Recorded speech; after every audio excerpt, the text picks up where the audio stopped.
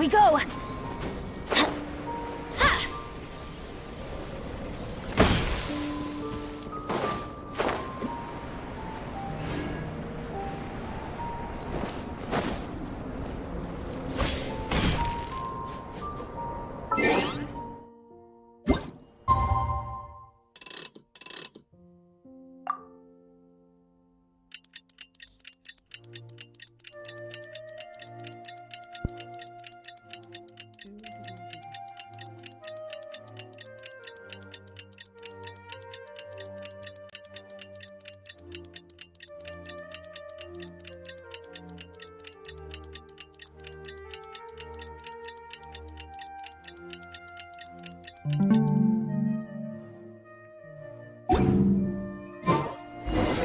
Things have been looking really rough for Natlan lately.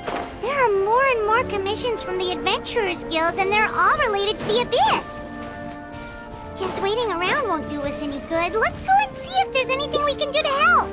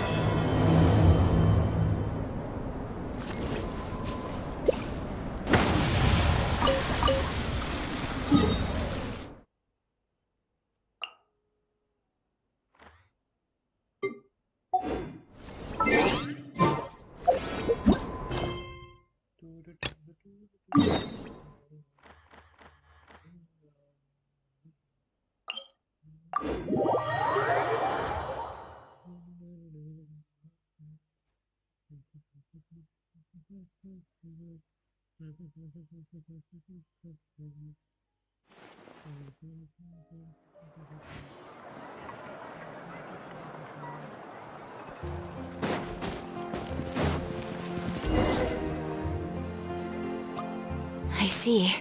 Thank you so much. The Adventurers Guild has been overwhelmed these days.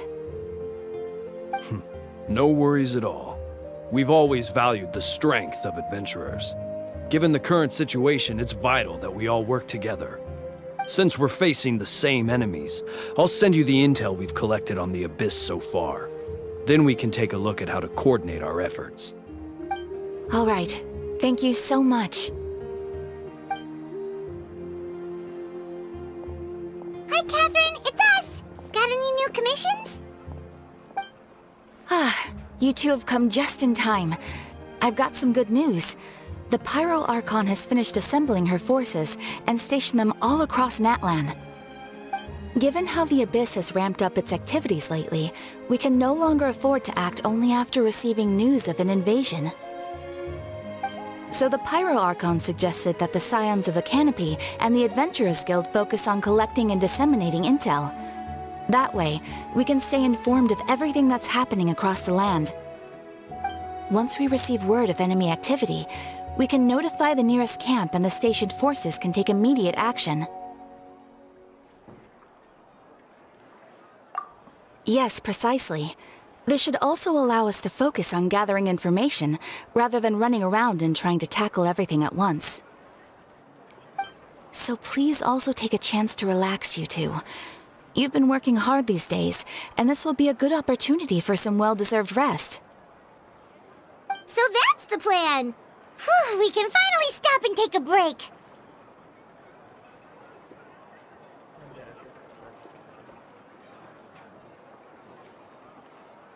Keeping Natlan safe and sound is our priority now. The more can wait.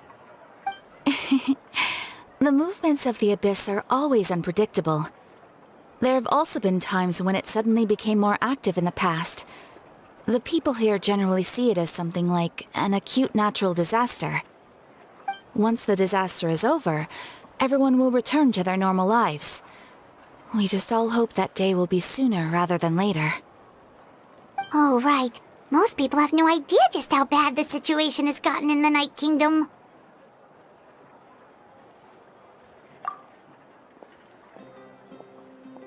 Oh, hey, Kachina! Are you feeling better now?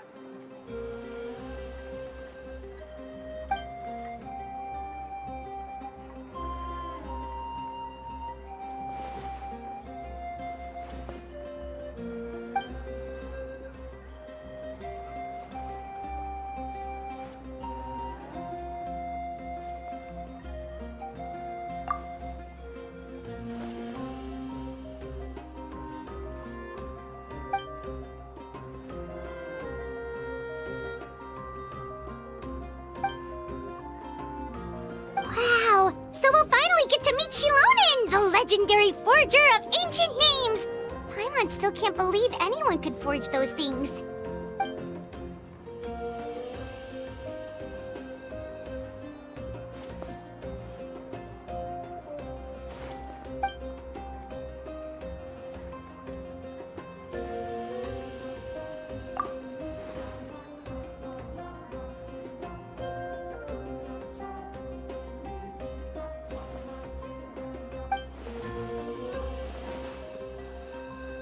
Hey, have some confidence in yourself, Kachina. After all, you're already a victor of the Night Warden Wars.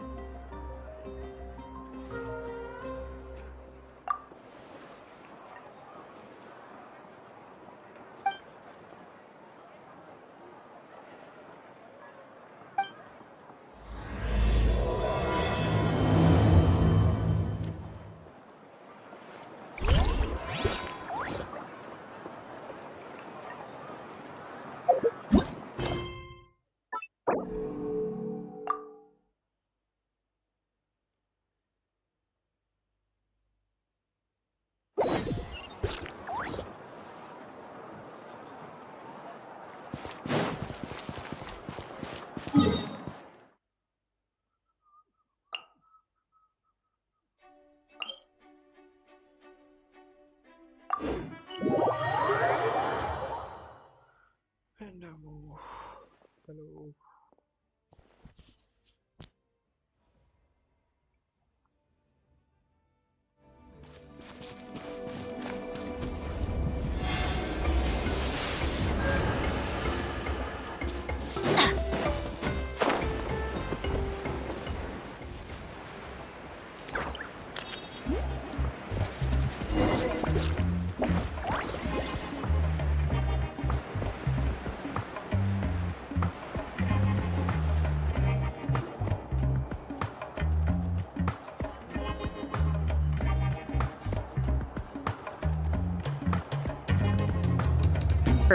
So young, and yet you've already got quite the reputation.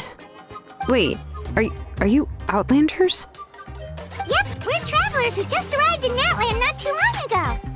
No, I mean, I was aware that you're travelers. It's just no one told me that you're Outlanders. No, the only thing she said is that a new hero had pledged himself to the plan. But we'd need to forge an ancient name to ensure he'd be able to return safe and sound. And she did mention that it would be quite difficult to forge an ancient name for them, but at the time, I thought she was just commenting on my skills.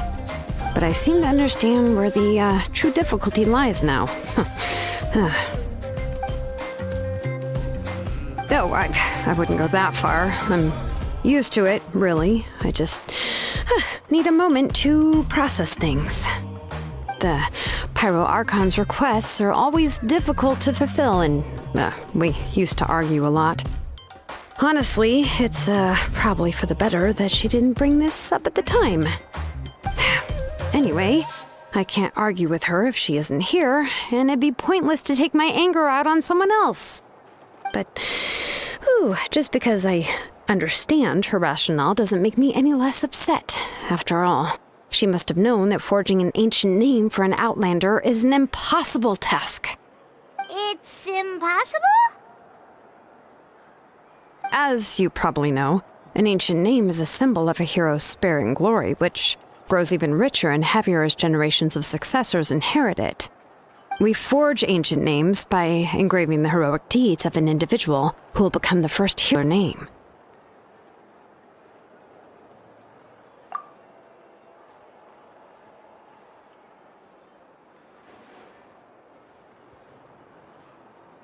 But they were all performed outside of Natlan, correct? Yeah, that's right. Then those deeds haven't been recorded by the Night Kingdom. To take it one step further, even if you had performed heroic deeds in Natlan, as an Outlander, your actions still wouldn't have been recorded by our lands. Only memories and experiences that have been acknowledged by the Wyab can be used as a basis for an ancient name.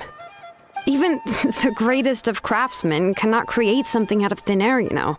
That's just how it is. Seems the Wyab don't want just anyone to get a name, huh? Mawika, of all people, should know better than anyone, yet she's still entrusted the task of forging the ancient name to me. Oh, Paimon gets it. Nobody's happy being asked to do the impossible.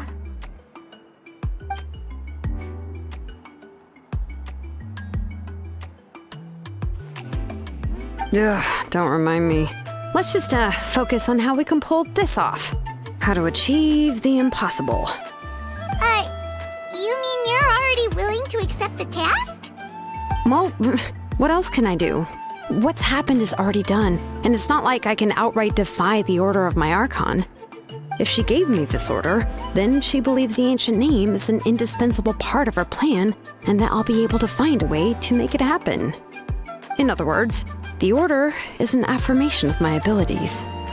Oh, not only has she accepted the task, but now she's looking for silver linings?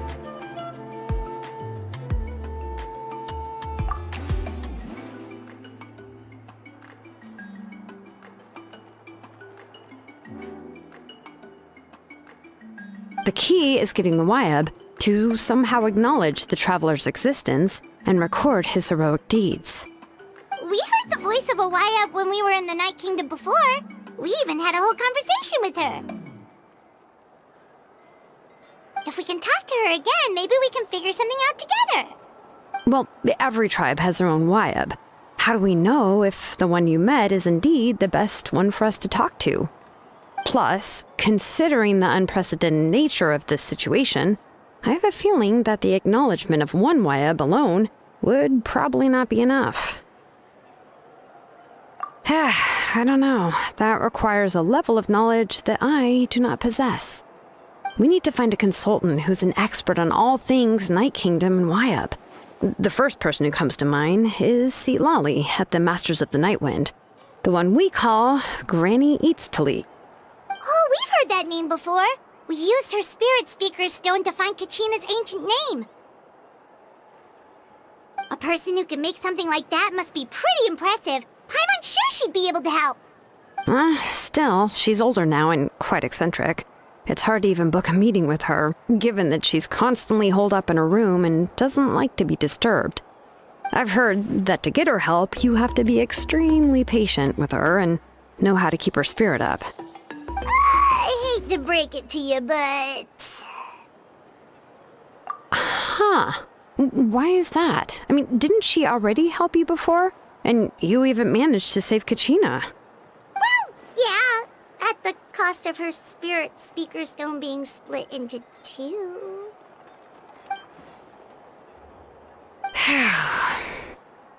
Great going, Mawika. We're already off to a rocky start here.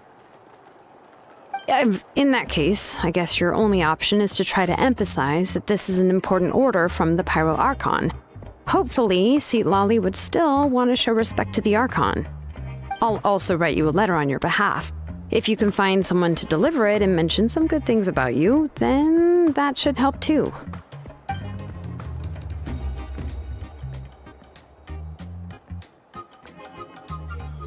Paimon sure hopes a Hal won't interrupt when he's talking, though. All right, Kanich is a seasoned negotiator. I trust that he'll know the best things to say. Please just give me a moment to write the letter, and we can meet up near the Statue of the Seven later. Sounds good. We'll take a stroll in the meantime.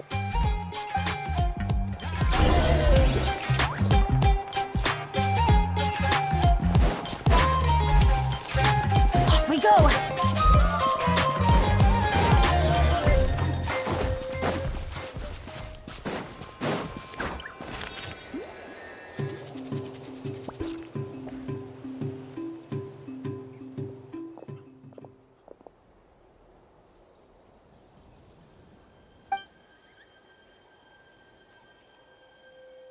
I'm sorry to put this on you, Kanich.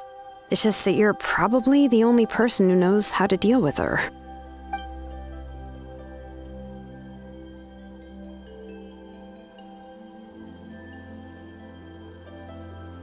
Oh, wait, so Kachina and the Traveler also know about the plan?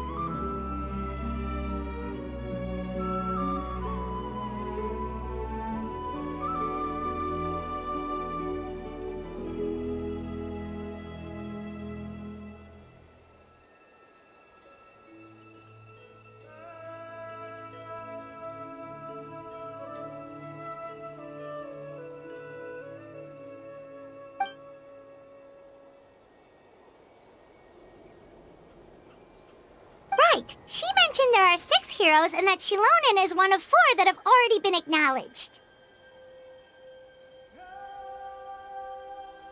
Oh, well, then I suppose there's no need to keep any secrets between us. Having companions walk by your side is perhaps the best solace when facing such a bleak reality.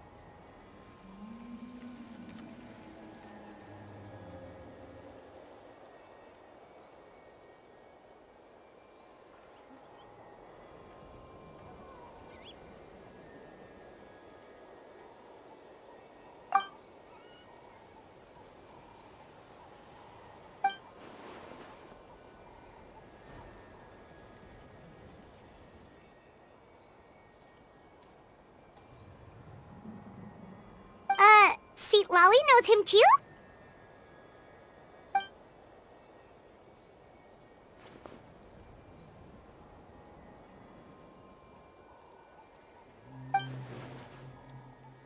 Given how the Masters of the Nightwind love to babble about dreams and revelations, they're already a pretty strange bunch to most. I've never met Auroran, but if they consider him the odd one, he's got to be pretty far out there.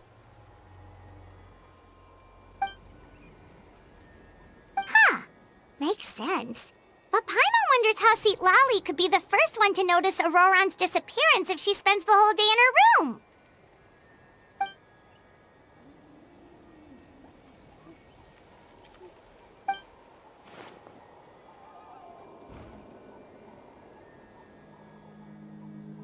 Oh, so if I'm following, you mean we'll help her investigate Auroran and the captain's whereabouts?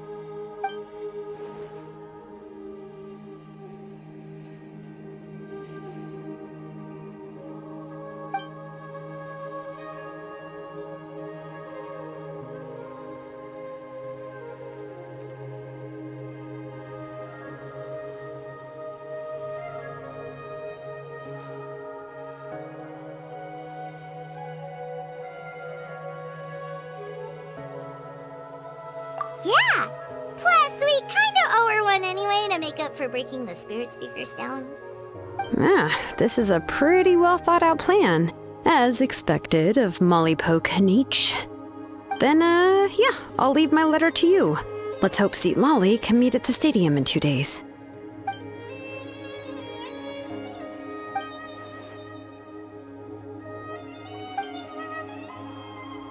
Okay, then let's part ways for now. I'll see you in a couple of days.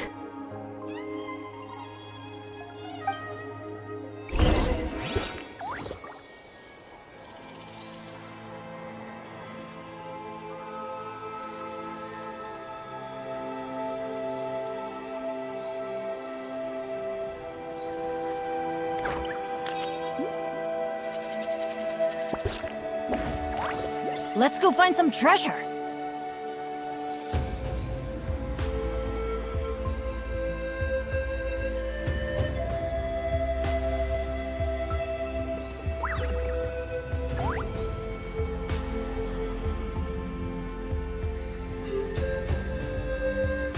Benny's Adventure Team, assemble!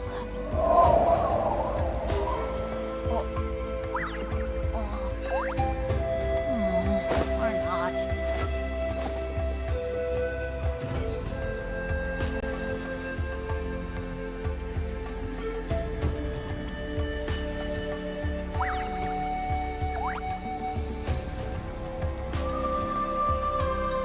Good things come to those who don't wait around. That's what they say anyway. Knowing my luck, the opposite is probably true for me.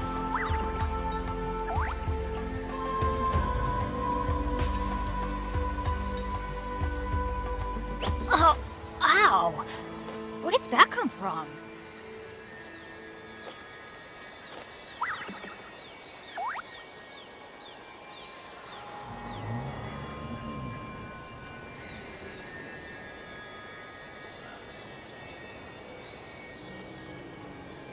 Benny's Adventure Team, assemble!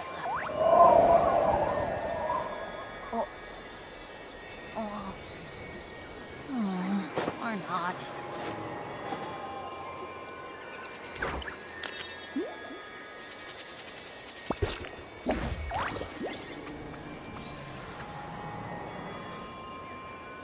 No one's joined me on an adventure in ages. Come on, let's go!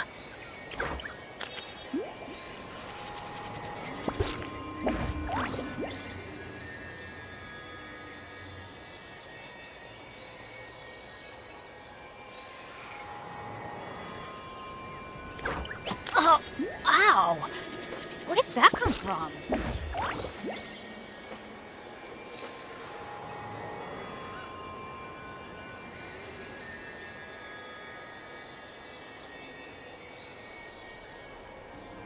Benny's Adventure Team, assemble!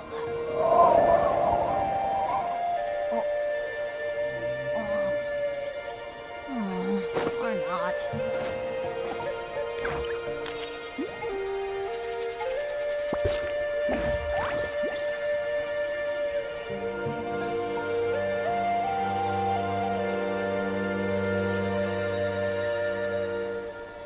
Let's go find some treasure.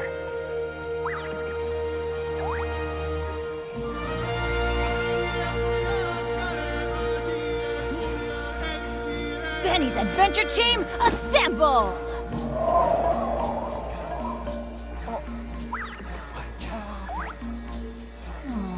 Or not.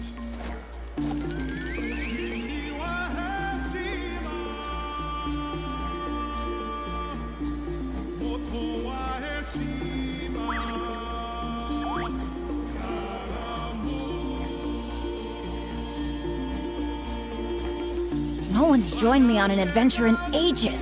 Come on, let's go!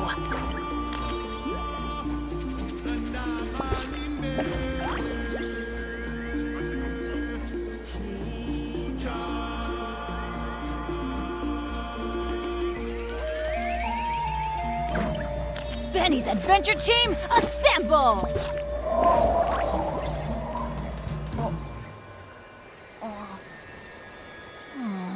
Or not.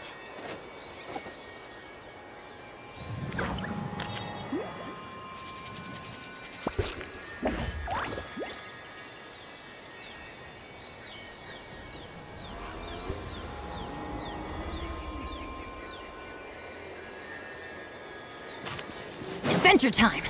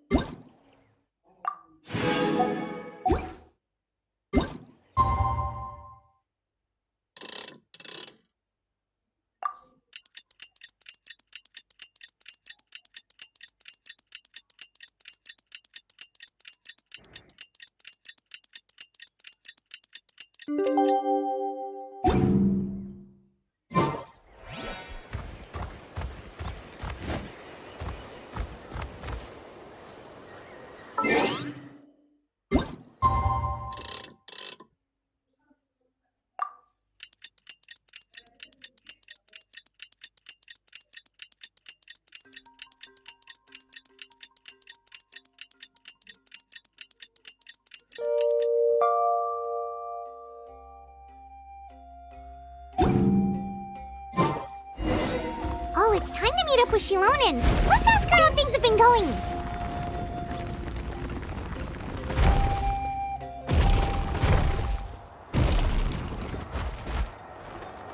Hey, Shilonen, how's everything going? Oh, hi, Traveler and Paimon. I have bad news. Seat Lolly did not reply to our request, although I suppose I'm not too surprised. Huh? You mean she didn't even bother to give Kenichi a response? Guess she really does have quite the ego then. Yeah, well, she can be also quite eccentric, though she's one of the most gifted people around. Even the Masters of the Night Wind often struggle to work with her. My guess is that she probably has other reasons for not deigning us with a response. But let's go to the stadium and see if we can meet her there. If we do get a chance to talk to her in person, we can still try to work something out. That's true. Let's go!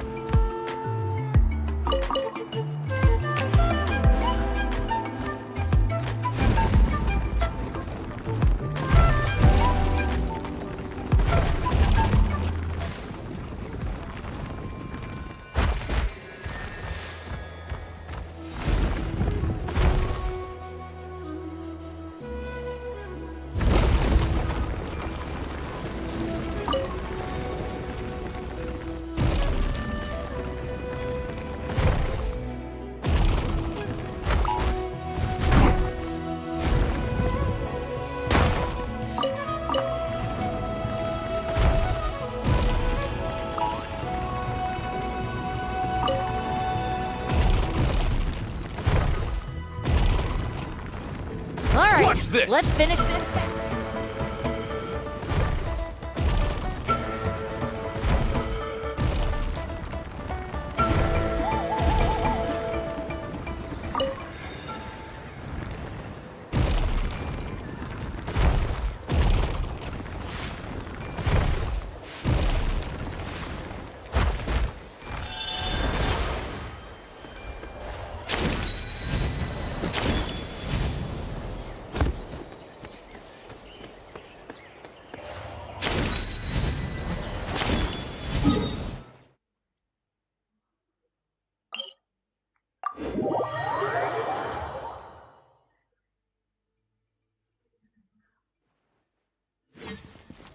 Off we go!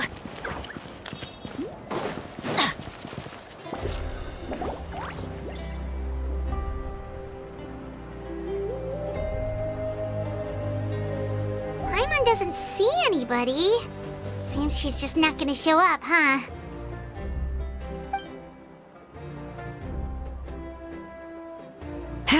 Well, we tried to be as considerate as we could, but she's under no obligation to help.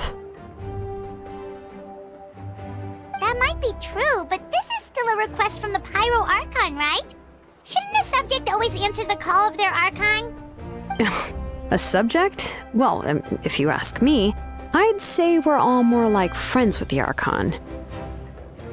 Yes, Mawika is our leader, but that doesn't mean there's any kind of tall barrier between us and her.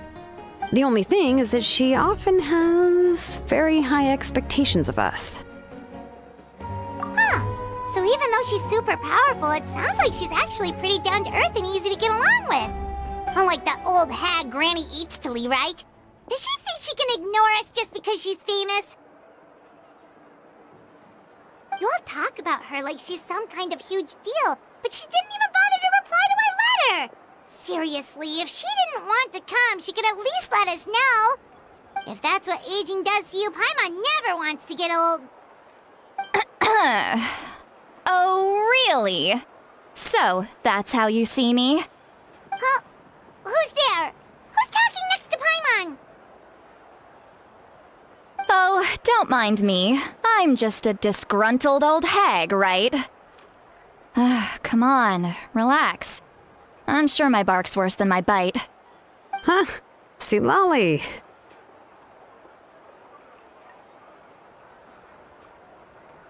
Wait, you're Seat Lolly? You're Granny Eatstily? Yes, Granny Eatsley. But emphasis on Eatsley, not Granny. You must know this trope from light novels, surely. They use it all the time. The young man who's actually the oldest person in the room. The girl next door who turns out to be a seasoned veteran. The wise sage who looks like a little kid. Oh, wait, that that look off your face. You've seriously never seen an older lady that doesn't look her age? Okay, well, don't go thinking it's a trick either. See? I'm barely wearing any makeup. Did I forget to mention, she's called Granny, but she's actually pretty young.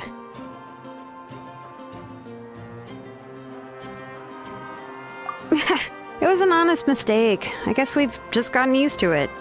I'm sorry. So, how old are you actually?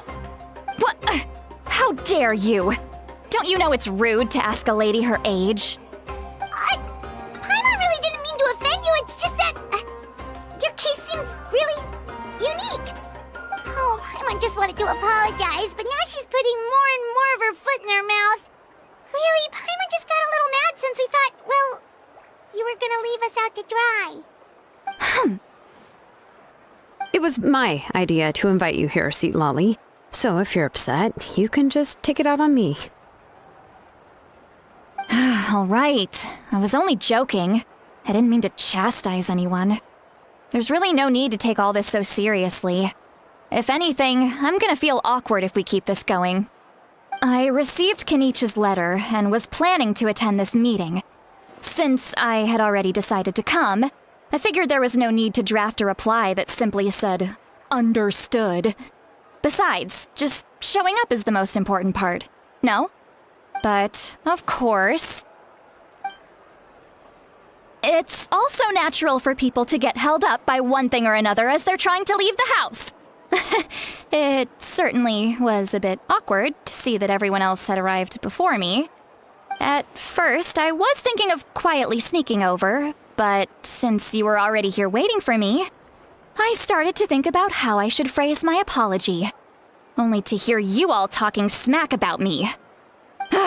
Anyway, that's the whole story. Honestly, it's not like I owed you an explanation anyway.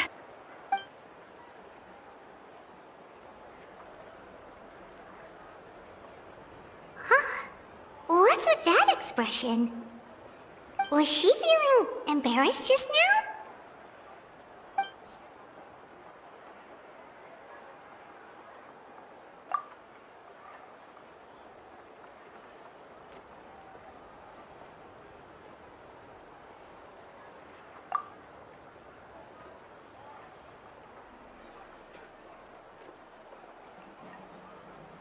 When the Masters of the Night Wind say they struggle dealing with her, I wonder if the feeling is mutual. She seems to be pretty awkward herself. Everything she does and says seems a little forced. Anyway, Shilonen, I heard that you require my help in crafting an ancient name. Correct. The situation isn't like anything we've handled before. Let me explain. I see. So Mauika has asked you to forge an ancient name for an Outlander. Well, that would be a first. And you've also heard all about Auroron. I must say, he's always been a good kid. I can't see him joining the Fatui of his own volition. He must have been coerced somehow. Yeah, that's what we came here to ask you. We'll help bring Auroron back if you help us solve the problems of forging the ancient name. What do you think? I suppose I'll just call you Traveler for now. Traveler, come here. Let me take a good look at you.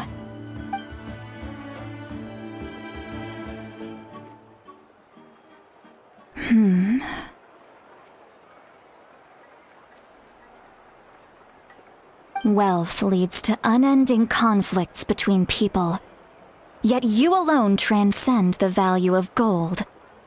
Baleful thunder and wrathful waves bring terror to mortal hearts.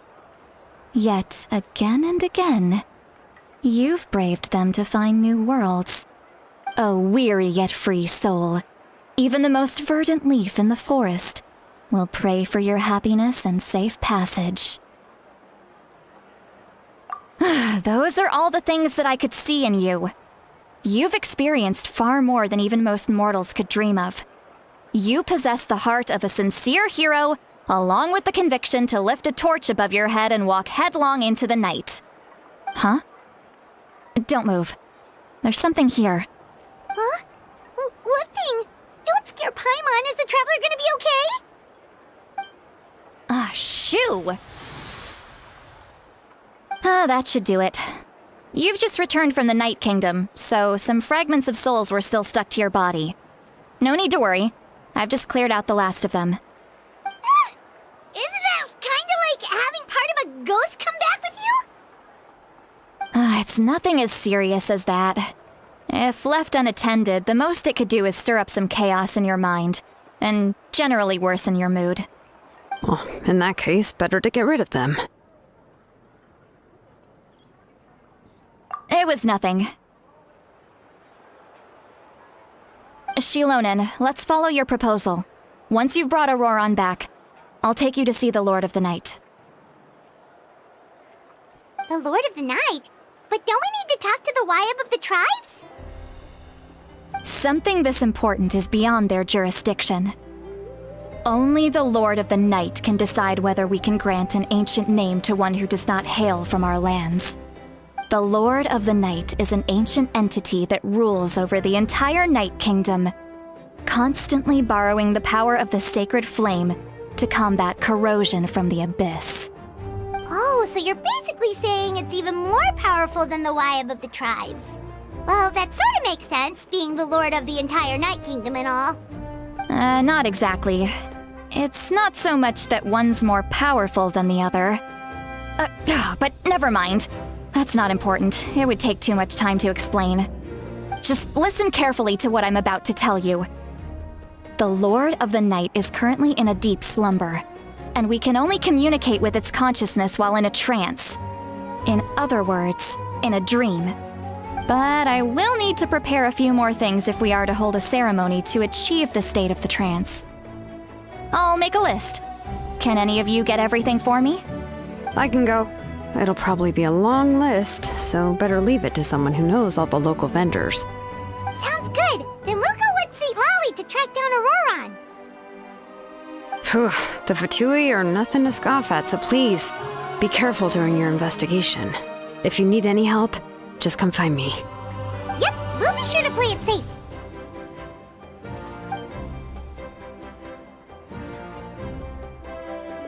All right, now it's time for us to catch that brat and bring him back. I'm sorry I made you wait earlier. It was actually because I decided to swing by Auroron's place to look for clues. He has always lived alone, and I found a broken jar in his house. There was also something off about his phlogiston aphids, which I assume is because their keeper has been gone for quite some time. And interestingly enough, I saw some slash marks in the house that did not match any of our local weapons. My guess is they were left by Snezhnayan arms. Oh, sounds like the Fatui broke into his house and took him hostage. But why would they kidnap a kid who just spends his days living in the country and raising aphids? He's only in his 20s. What would they want with him? That's not to say that I believe he's totally innocent, of course. Since he's the only one who was kidnapped out of everyone in Natlan, he must have done something to attract their attention. In any case, we'll get to the bottom of this once we manage to get him back here. I'm truly sorry to put you two through all this trouble with me. But please help me get him back. You can count on us! All right, then let's start by heading to where Auroron was seen last.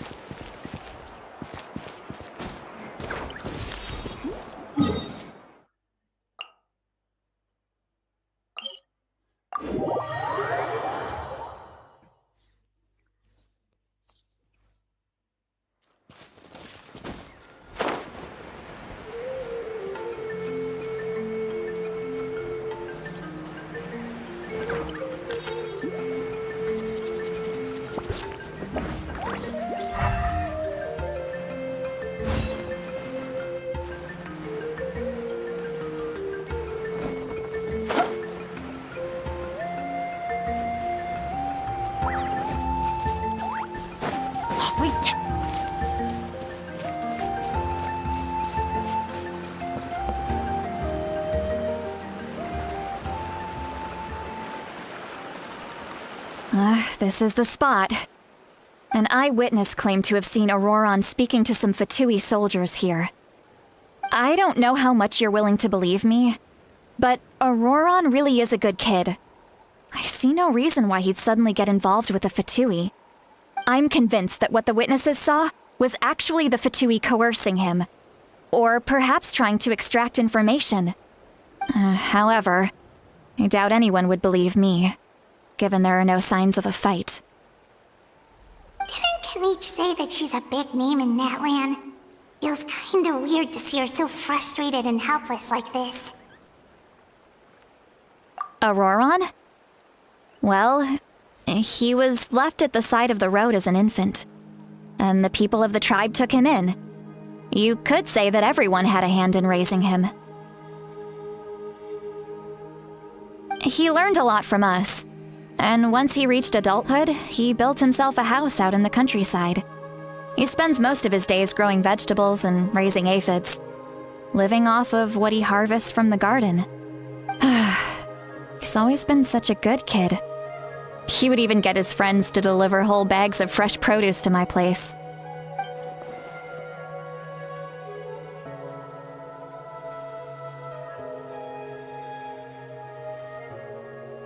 Oh well, let's keep looking.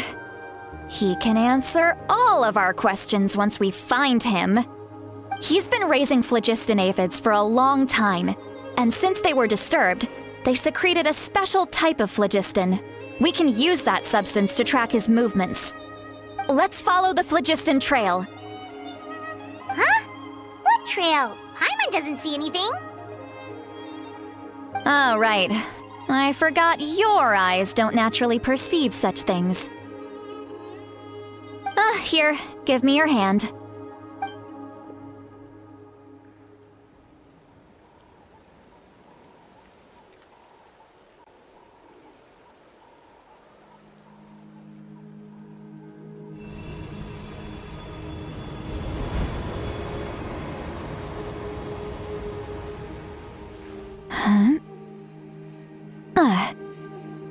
How about now?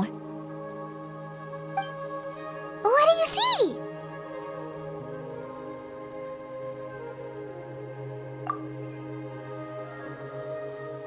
Whoa, Paimon can see it now too! That's right. I used a spell to temporarily transfer a portion of my senses to you.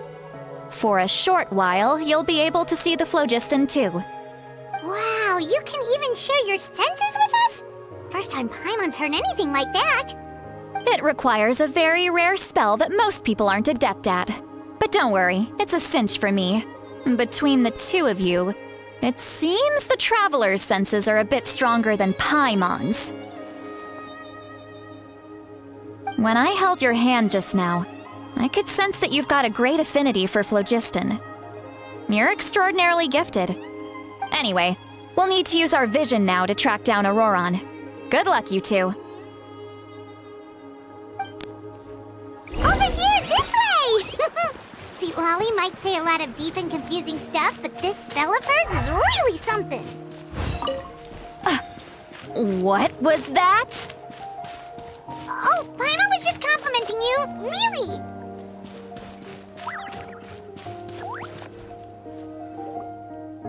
What does she mean by deep and confusing? As far as elderly shamans go, I'd say that I'm already pretty easy to talk to. Is there any other old hag who's as fluent in the language of the youth as me? But is my way of speaking still not trendy enough? I've already tried my best to match their speech patterns. But given the looks on their faces just now, or perhaps I'm still not fashionable enough? But that can't be, right? Don't tell me they're still getting the impression that I'm super old-fashioned. Huh?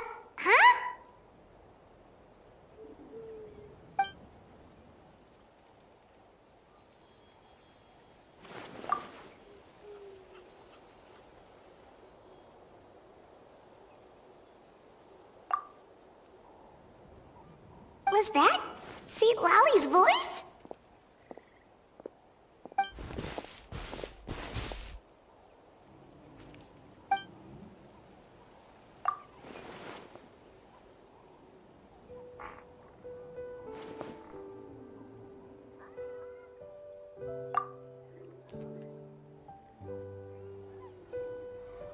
Now that I think about it, it's a good thing I found some helpers this time. Some things are best done with the help of friends.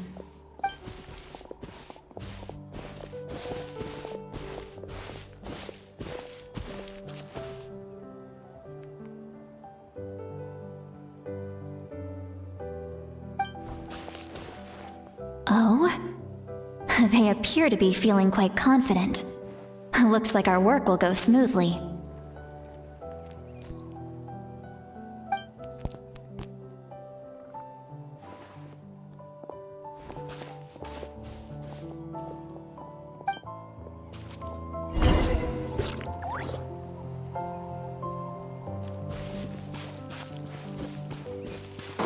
Hey, looks like there's a new camp over there!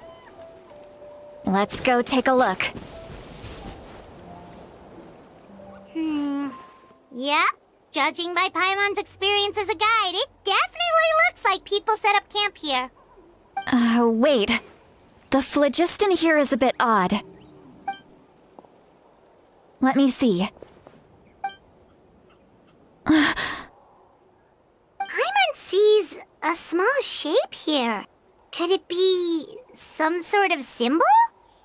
This is a distress signal for the Masters of the Night Wind. Only someone from our tribe would recognize it. So Auroron was indeed being threatened. We've got to find him, fast. Leaving such a subtle mark implies that he was trying to be discreet. In other words, he was probably under the Fatui's watch. If they notice us, we can just charge in and fight them to the death. But what if my darling grandson is also there? I can't have him caught in the crossfire. No, I've got to be careful. Otherwise he'd get hit as well. How annoying. No, I've got to stay calm and keep my composure.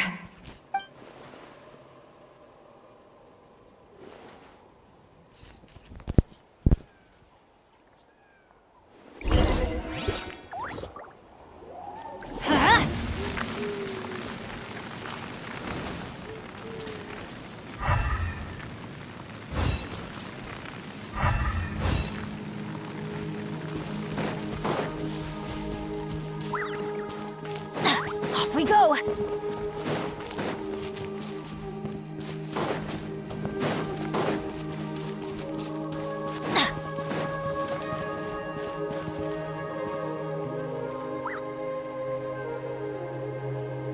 There are traces of people staying here too! Wait a second. The phlogiston around here is jumbled up. I can also smell a mix of elements in the air. Pyro, electro, and some other elements as well. Kanich told us that you were super amazing. No wonder you can sense so many more things than us.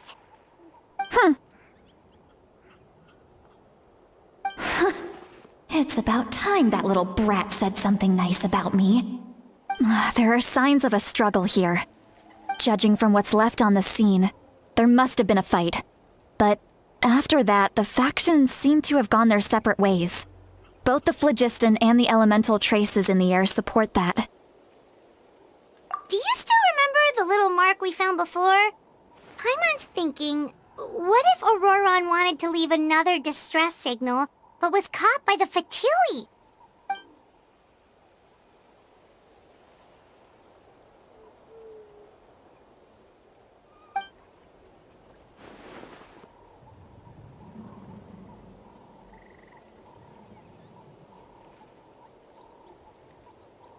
Given there are two signals leading from here, we should split up as well. I'll take this direction, and leave the other one to you. Let's meet up again later.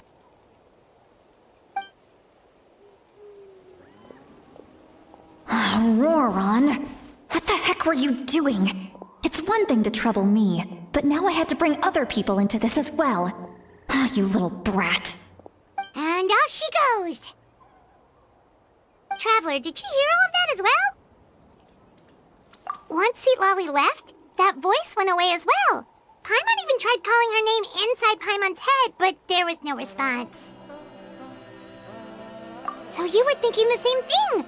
Paimon also thought that if we could hear what she was thinking, then she could probably also hear what we were thinking in our heads. She did say that she was quite adept at this spell, and it doesn't sound like she's had any trouble with it in the past. Huh, maybe we're a special case and can hear her thoughts as a side effect. If you think about it, she's really got a lively inner world. It paints quite a different picture from Paimon's first impression of her.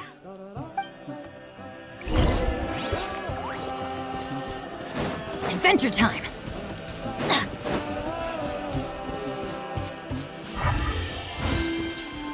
Paimon sees some traces here. Let's follow them and see if we can find anything up ahead.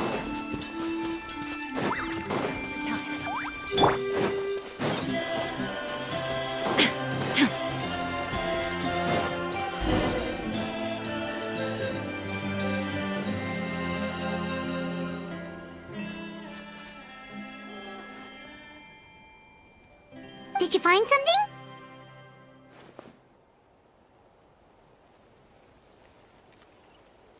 Huh. So we can't tell where Auroron might have gone from here. That's weird. The phlogiston trail suddenly stops. We can't make anything of these footprints either. But he can't have just evaporated into thin air, right? We know he wasn't alone. He had all those Fatui with him. So, you can hear the sounds of the wind from beneath the earth.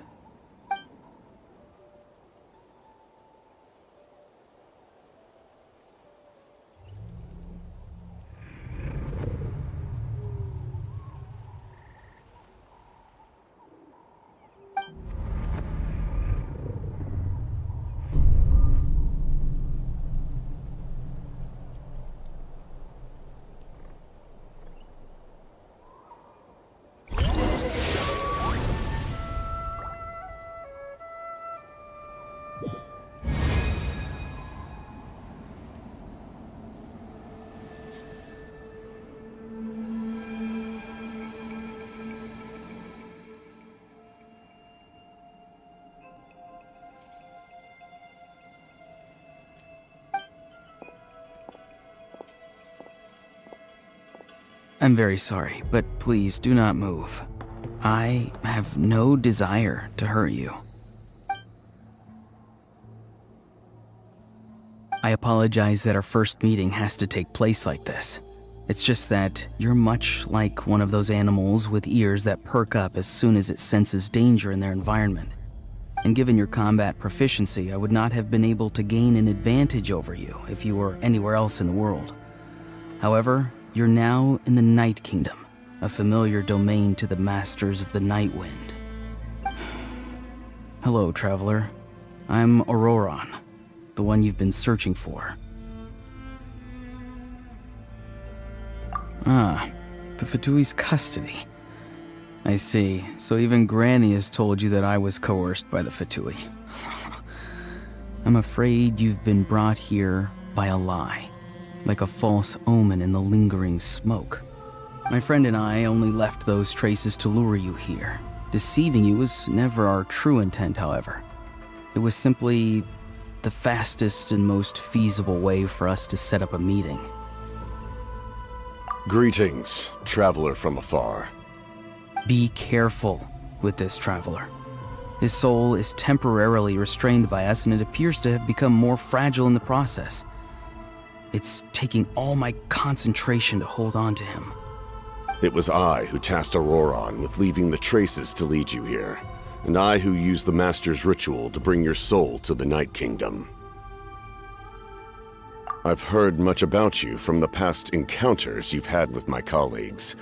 Given the present situation in Natlan, I would like to sincerely request a formal meeting with you, in person.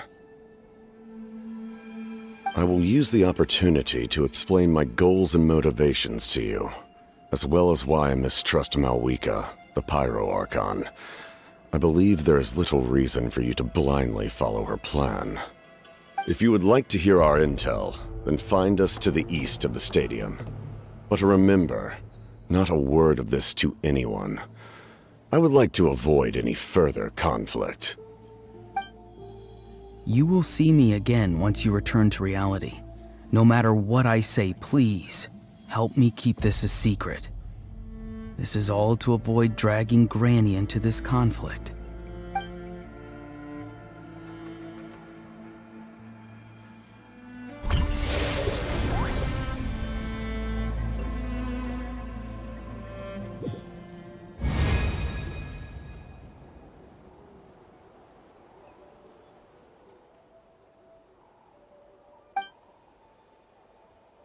Hey, what happened just now? You suddenly collapsed and stopped responding.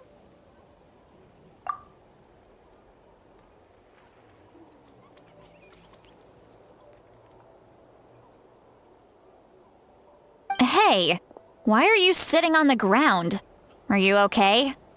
See, Lolly! He froze for a moment and then just collapsed to the ground. Could it have been those leftover remnants from the Night Kingdom? Do you have any itches or pain anywhere? Don't worry. We can take a short break. Sorry, I know I asked for your help. But had I known you were feeling unwell, I wouldn't have taken you on this trip with me.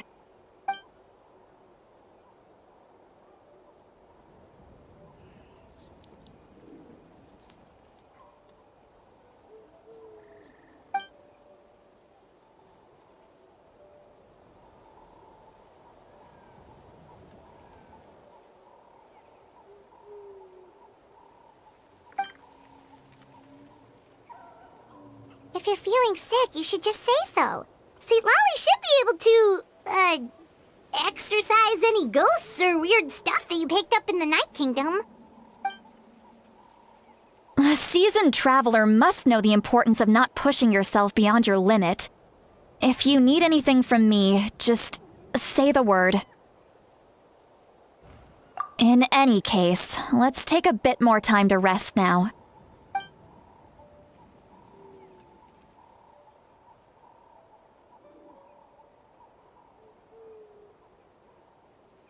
Need to be more careful next time. Feeling better yet, Traveler? All right, let's get ready. I followed my phlogiston trail earlier to a stronghold guarded by soldiers. I have a feeling that Auroron is probably being held inside. Oh, so it's close by. Then let's head over right away. Well, I recruited you to be my helper, which means we're in this together. Like the wind and the clouds. We either move as one or not at all. But if you want to make it up to me, then just be sure to fight extra hard when the time comes.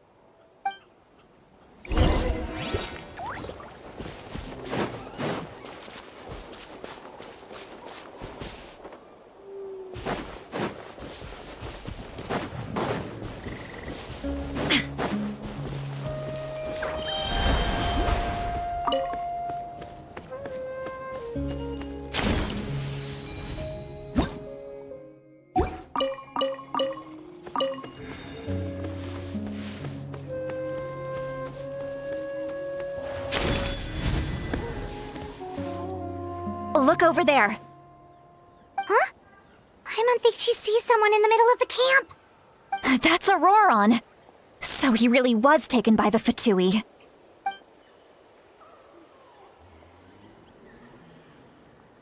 All right, we'll take the lead.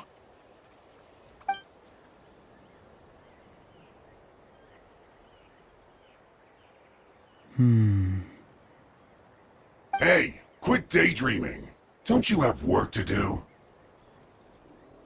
I cannot see the sun. What? Without the sun, I cannot see the truth.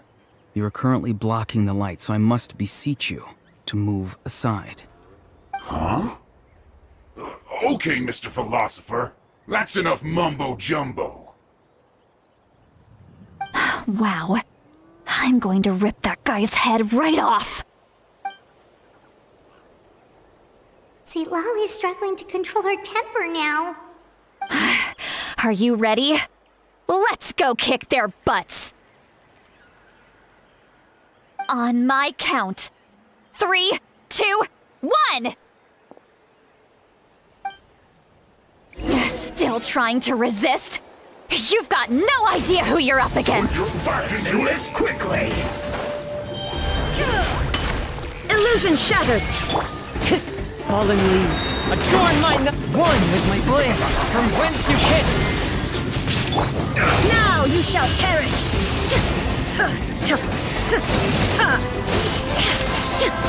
Shine down! No slacking off! This is my work! Let's light it up! Illusion shattered! Submit for judgment! Can't run from death! Shine down! Wind strike! You can't run! Everybody stand back! One with wind and cloud! A touch of frost! Torn to oblivion!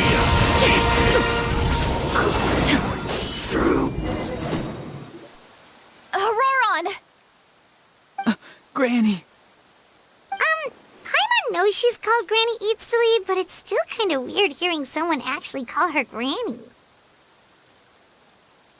And greetings to you too, Gramps. What did you just call him? Gramps? Is that not right? You're Granny's friend, are you not? You seem to be approximately the same age as her, so I figured you've got to be Gramps. How many times have I told you? It doesn't work like that. There are a lot of people who look about the same age as me. You can't go around calling everyone Gramps or Granny. Oh, wait. He's not a child, is he? Don't tell Paimon he's one of those people who look like an adult but are actually only 8 or 9 years old. Oh, your words have pierced my heart like a thorned vine. Given how hard those thorns are to remove, I may just need to find a pair of tweezers.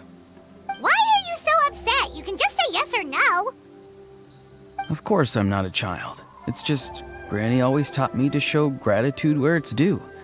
And since the Masters of the Night Wind raised me collectively, I basically see everyone above a certain age as an elder I should look up to.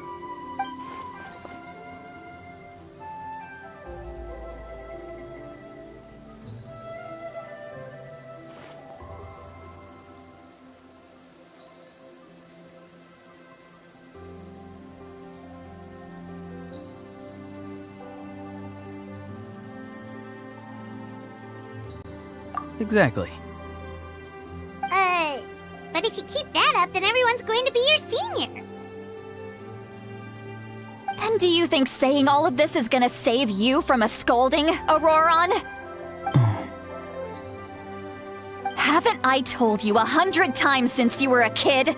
Heed the 3 warnings. Be wary of beasts prowling around, scammers looking for their next victim, and strange people who appear out of nowhere. Oh, so you do remember, and you just chose to ignore them. I always knew that living on your own was going to get you into trouble sooner or later. But getting kidnapped?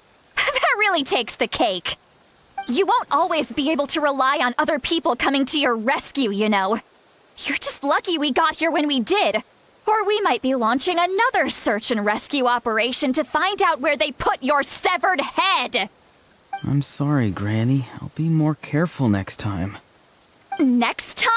Oh, good one. You think there'll be a next time after this? Not a chance. They didn't hurt you, did they? No, they just asked me a lot of questions about Natlan's terrain and made me draw a map of the ley line distribution. Okay, now answer me honestly. Were you the one who helped the captain escape after his battle with the Pyro Archon? Yes. So why did you do it? Because they said they would need my help from there on out. They also said that if I refused, they'd just come to you, Granny, and they'd already figured out a way to make you do their bidding. Hey! I'm no ordinary Granny! Would they really dare to come after me? And you! Did the gods give you a brain just for you to not use it? Did you really believe everything they said at face value? And not stop to think? Thankfully, the Pyro Archon only asked that we find the mysterious individual from the Masters of the Night Wind, and didn't slap your name on a wanted poster. Don't think for a second that she doesn't know what's happening. Even if the truth that you see will soon manifest into reality, there is still no need to preemptively panic. Have you forgotten the words that I've taught you? I'm sorry. Ugh, forget it. We can submit the details of this camp and the defeated Fatui as evidence of your innocence. Let's clean this place up and get back to the city. Auroron, you better remember this lesson well and seriously reflect on your actions. Also, once we return to the city, come to the speaker's chamber with me. I'll need you to explain everything. Sounds good. Should I bring some of my homegrown vegetables as well? Your vegetables? Yes. I grow a lot of fresh produce in my garden. I hope the Pyro Archon won't be too picky about the selection. Now's not the time to be thinking about that. If you do come face to face with the Pyro Archon, the first thing you should do is... Recite the 3 warnings. Huh? No! You should emphasize that you were not in cahoots with the Fatui! How exactly did the Masters raise this guy? Oh, right.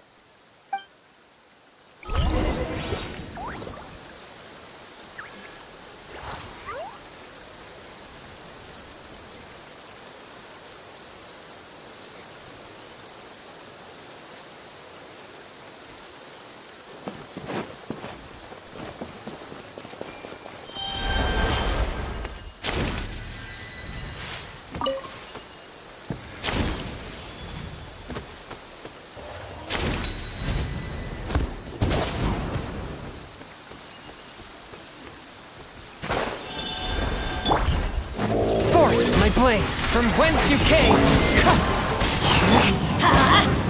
Illusion shattered!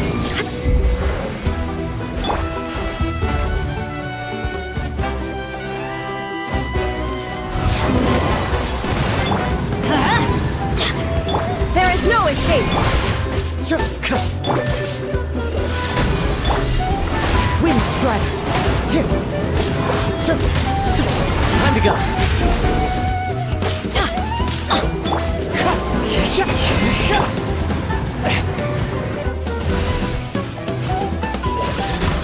Illusion shattered!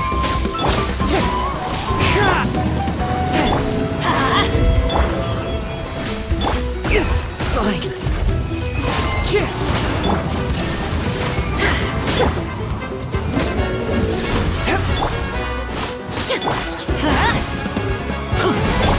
Wind Strider! There is no escape! I'm going in! Spirit Blade!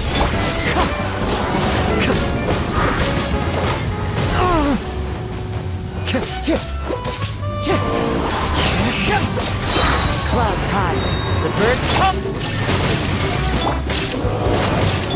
One with my blade.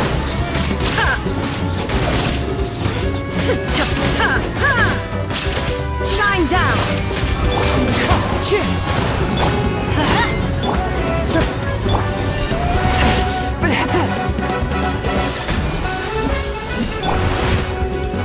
Illusion shattered!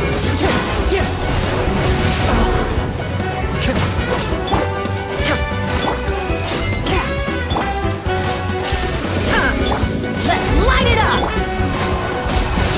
A touch of frost. There is no escape! Off we go! Wind Strider. From whence you came. It was worth the trouble.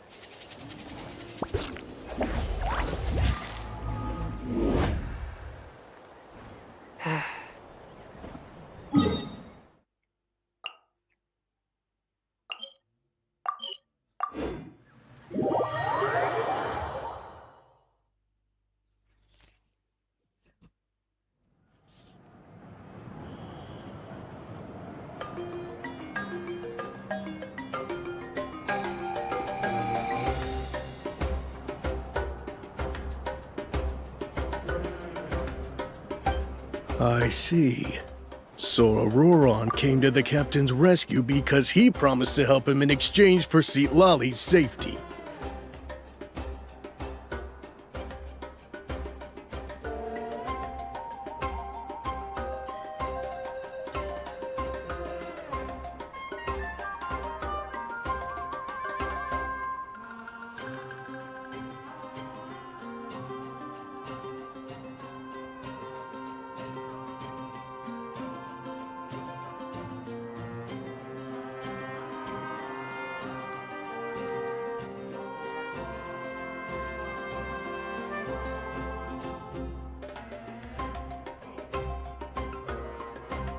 That's right.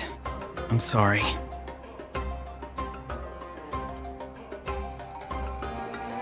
Now that you know Auroron was only trying to protect another member of his tribe, could I ask you to petition the Pyro Archon for her forgiveness? We'll give her a full report. We'll let you know once she's reached a decision. Sure. I'd be happy to do that. I don't have any more time to waste here. I still have other things to do. Understood. Thank you very much. Mr. Auroron, please report back to the Speaker's chamber as soon as you've received notice of the Archon's decision. I understand. Thank you. And thank you too, Granny. Well, at least you won't need to hide your face anymore. Traveler, Paimon, thank you very much for your help. And don't worry, I haven't forgotten about my side of the deal. Once Auroron is settled, I'll go talk to Shilonen and get started on forging an ancient name for you. Oh, thank you! You scratch my back, I scratch yours. It's as good as done. You can just go twiddle your thumbs or something while you wait for the good news. Bye for now. Come with me, Auroron. We've got to find you a place to stay for the night. Goodbye, Gramps.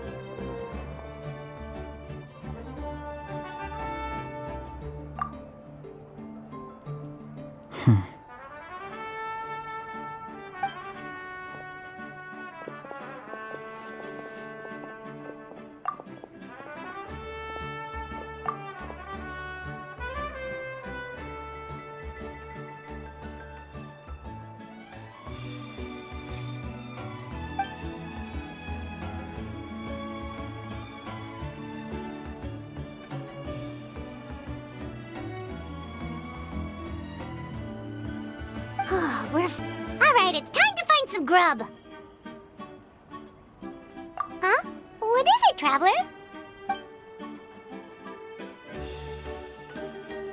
What? The captain?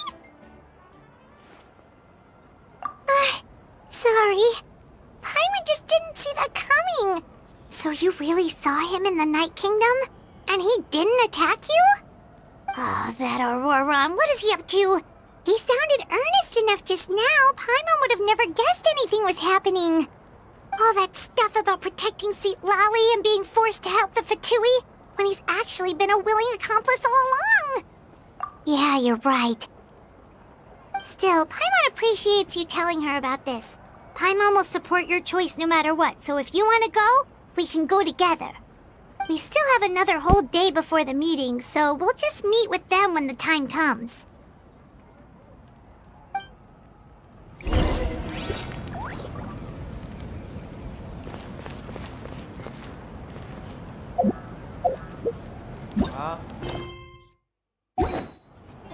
Hello.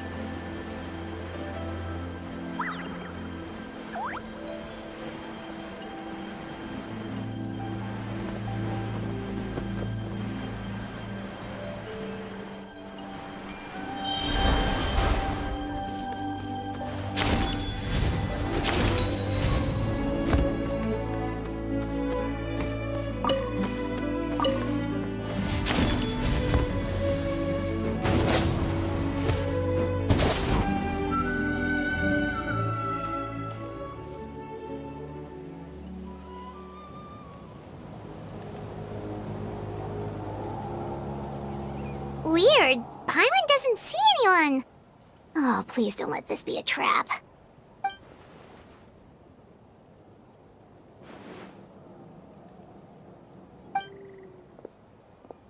What was that? Good evening. Nice to see you again. It's you. You shouldn't pop up from behind people like that. What are you, a ghost? I'm terribly sorry. It's just a force of habit.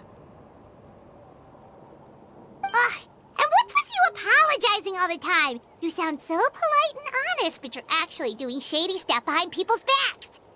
You're right. Granny tells me that too. Huh. Come to think of it, you remind me of her. Sometimes you two sound really similar, you know. Oh, so you're gonna call Paimon Granny too now? Well, I could.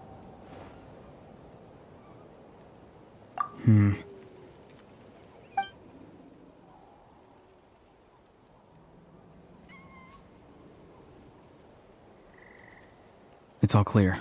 Over to you. Excellent. The fact that you showed up proves that I was right about your character. Yet, there's been a lot of talk about you. Child told me that you're passionate about the unknown and willing to take risks. Rather than facing you as an enemy, I would much prefer to bring you to my side. If we allow the current state of things to continue, we will inevitably clash, and that's a scenario that I'd very much like to avoid. I've long heard of your exploits across the nations. Though you have crossed swords with my colleagues many times, I know that you are by no means an unreasonable person. And once you've learned the truth that the Pyro Archon Malwika would never willingly share with you, you may just find it in your heart to consider my proposal. I assume you've already been informed of the Pyro Archon's plan. In order to defeat the Abyss and save Natlan, she still needs 2 more heroes to appear. Wait, how did you know that? Never mind. Guess that's not important now. I've long kept a close eye on her plan. To be frank, it's an exceedingly risky plan.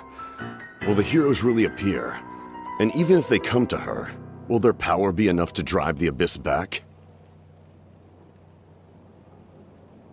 If any part of the plan goes awry, all of Natlan, even all of Teyvat, will pay for her mistakes. Now, you may have been led to believe that this is the only plan available to her. But what if I told you she's had another emergency plan all along, the details of which she has chosen to keep hidden from you? An emergency plan?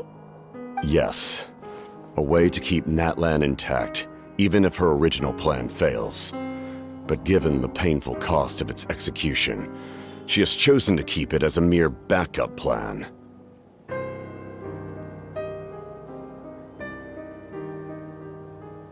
Whether this stems from hesitation, fear, or even naivete, I cannot say. But Natlan cannot afford to wait until she comes to her senses.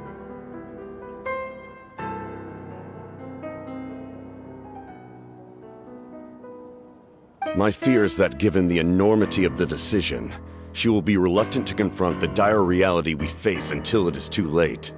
There will be no time left to execute the backup plan, and all of Natlan will be lost to the Abyss.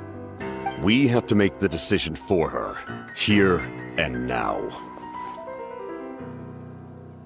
Yeah, do you have any evidence for all this? Just telling us a bunch of scary stuff isn't enough, you know. Besides, wasn't it you who tried to seize the Gnosis for the Tsaritsa's plan?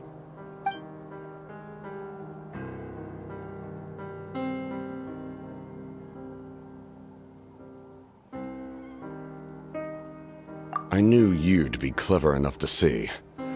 That's right. I did not seek the Gnosis for the Tsaritsa. Since I was defeated in battle, I must put to rest my thoughts about the Gnosis. But even so, my desire to save Natlan remains unchanged. And now, I have found a new way to solve the crisis. We can implement it immediately if we reach an agreement. Someone's here.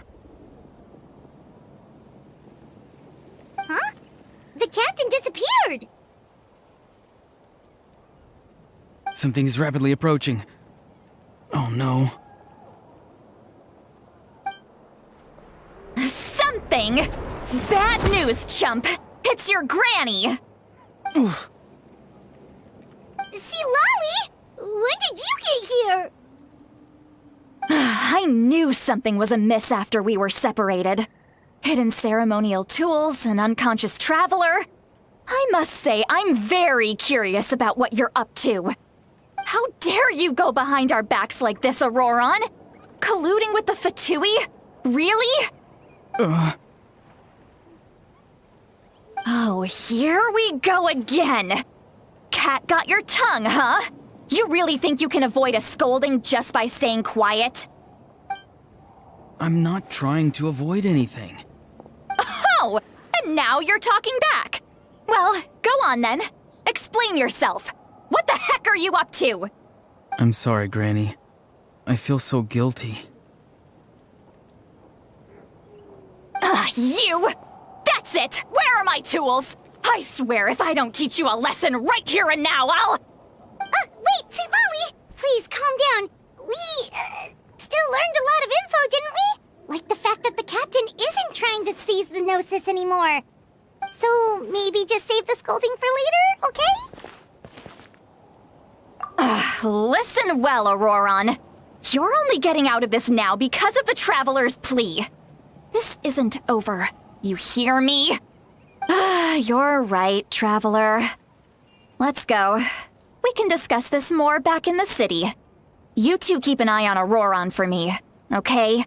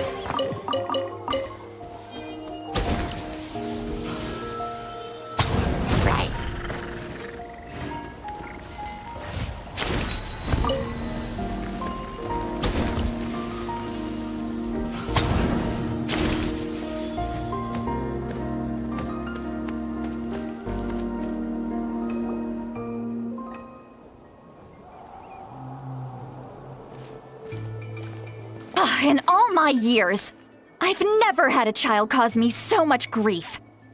Do you seriously not see what's at stake here? You've got a head on your shoulders, Auroron. Use it! Why did you help the captain? And I want the truth this time. No answer? Think you're being smart? Then let me ask a different question. What does the captain want? What is his purpose in Natlan? Really? You're just going to stonewall me?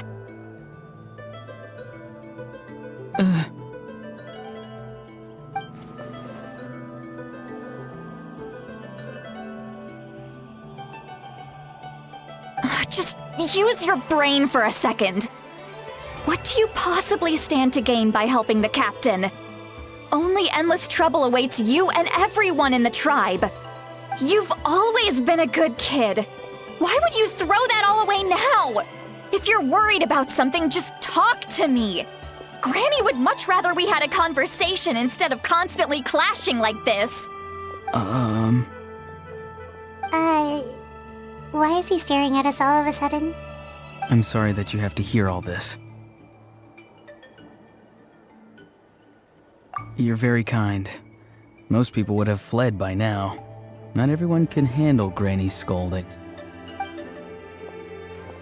Oh? You dare gossip between yourselves instead of listening to me? You... Sorry, Granny. Sorry, Granny.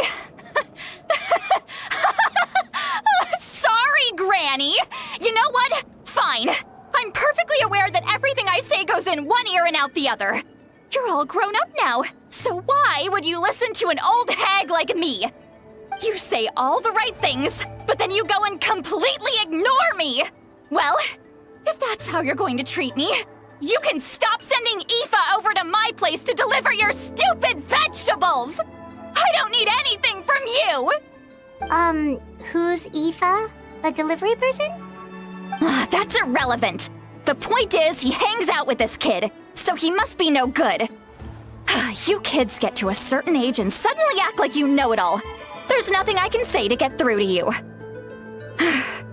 Auroron, if you're still thinking about that so-called duty, then please, just forget about it. The ley lines did not fall to this state because of you. And we've long closed the book on that incident.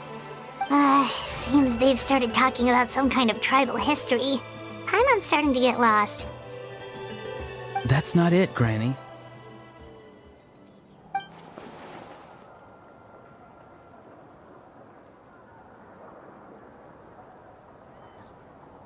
I know you tend to get down on yourself when you're upset, but I can tell I really hurt you this time. All I can say is I'm sorry.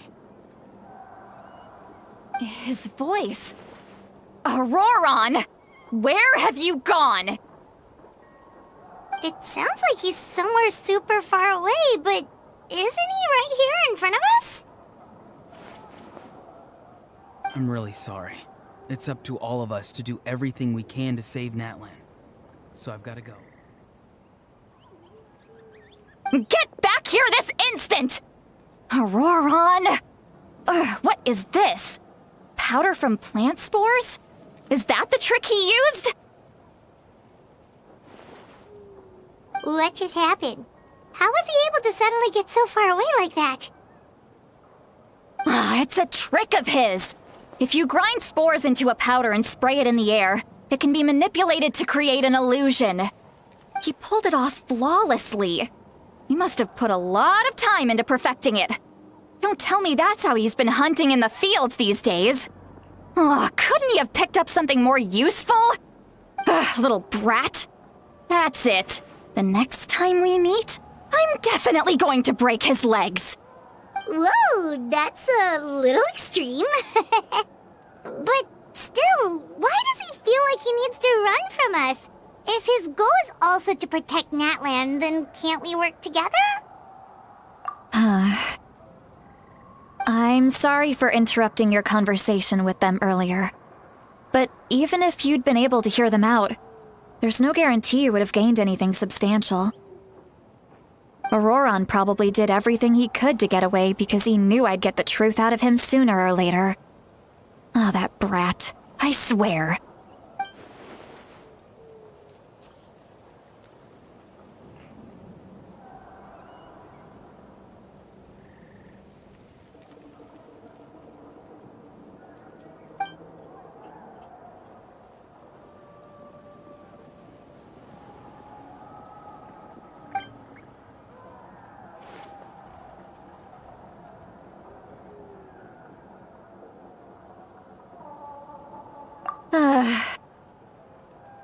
We've got quite a long walk back to the city.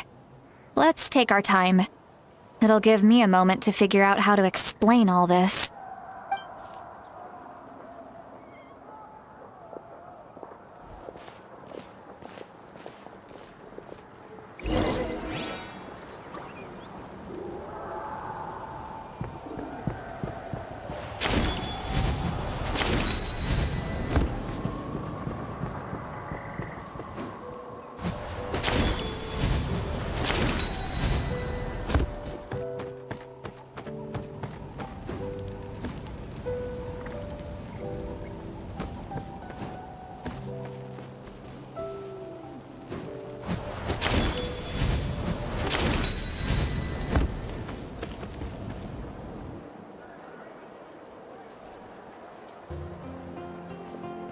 Do you two have some time?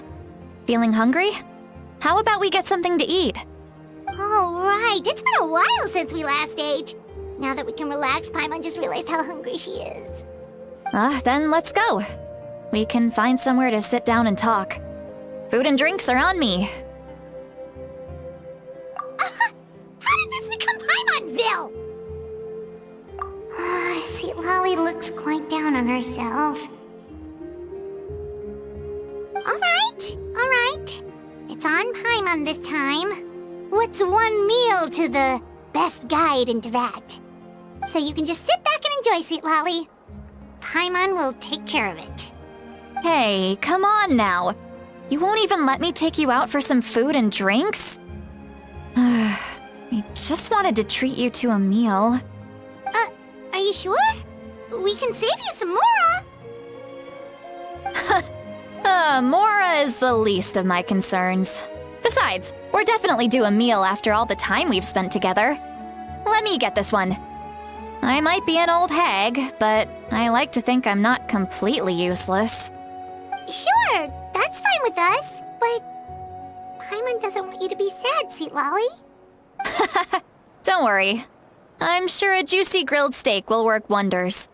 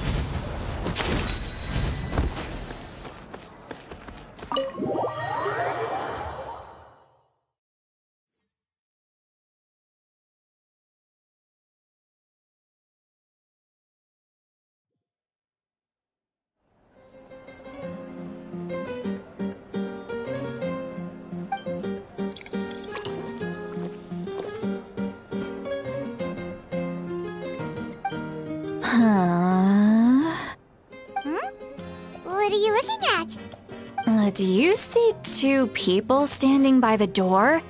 They look like spitting images of each other. Are they twins?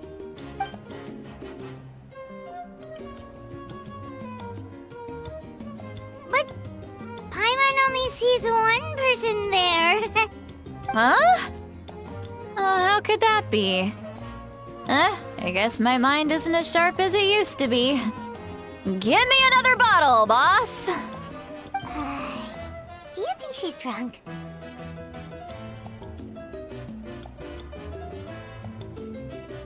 There you go, miss. Oh my, it's not every day you get to see Granny Itzley here with some friends. Not to mention ones who've made a huge name for themselves recently. Oh, so you've heard of us? Of course I have. Aren't you the ones who saved Kachina and brought her back? No wonder you hit it off with Granny Sitlali. She wouldn't spend time with just anybody, you know. I don't even remember the last time I saw her with a new friend. Wait, so you call her Granny too? Well, given our ages, it'd probably be more accurate for me to call her my great-great-granny. She's one of the most famous people at the Masters of the Nightwind. Most days, hardly anyone even dares talk to her. Huh? Gossiping about me right in front of my face now, are you, Chonka?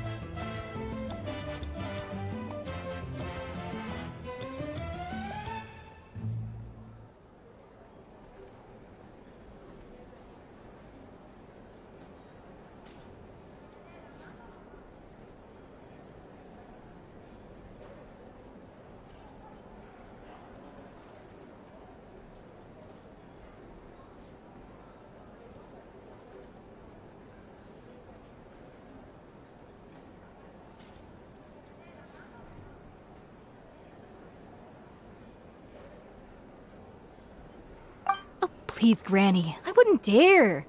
I'm just beyond happy to see you bring over some new friends. After all, any friends of our regulars are sure to be great customers too. All right, that's enough. Go on now.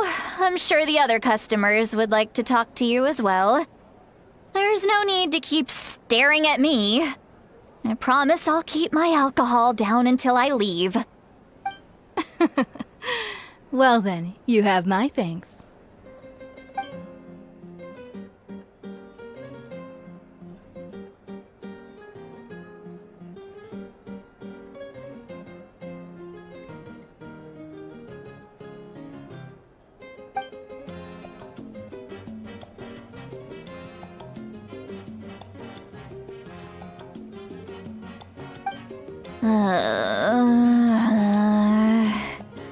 Seat Lally?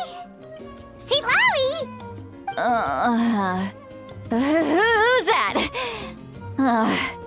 You got some gall calling me by my first name. Let me guess. You want to test your skills against Granny Eatsley, don't ya? Are you still with us, Seat Lally? You're kinda talking to no one. You chumps come around here, picking fights with me? Well, you know what happens next. You lose, and then run off home to tell everyone about how I'm this big scary bully. It's always the same story. You brats start it, I finish it, and then I end up with the reputation of being some kind of terrible monster among the shamans. I mean, come on. Monster? Me? Really? What did I do to deserve that? Granny Seat Lally, you're not a monster at all. Exactly! And while we're at it, I'm not some lazy slacker either. Between meditation, advising the chief, and speaking with the Wyab, I actually have a pretty packed schedule, you know. Oh yeah. And I have to mentor all the new kids. Hey, new kid. Yeah, you. Don't play dumb. Didn't I teach you how to find phlogiston? You see? I know my stuff. I'm a good teacher. You tell him. That's more like it. About dang time someone showed me a little respect. Yeah, Granny's a hard worker, all right. You can always rely on old Granny.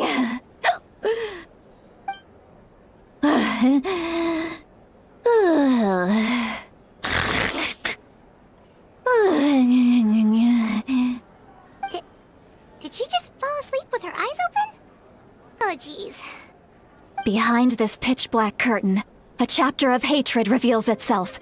Behind the smoke, the lingering smoke. She's meditating again. She does this whenever she's had a few too many drinks. Her mind's actually racing at this point. It's quite the opposite of sleep. Is this another specialty of the Masters of the Nightwind?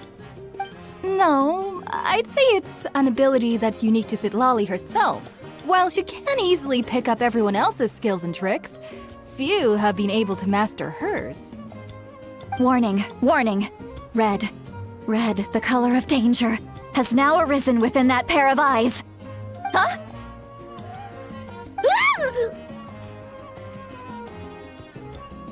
Traveler? Paimon? What's wrong? I'm gonna hurl. Hang on, just keep it in! Phew. Okay, it's passed. That was a close one. You had Paimon worried. Paimon really thought you were about to barf all over the table just now. How embarrassing. I'm sorry you had to see me like that. That's never happened before, I swear.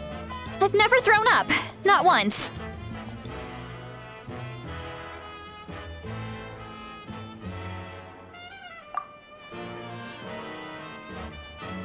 you feeling okay? Wanna take a quick walk and get some fresh air?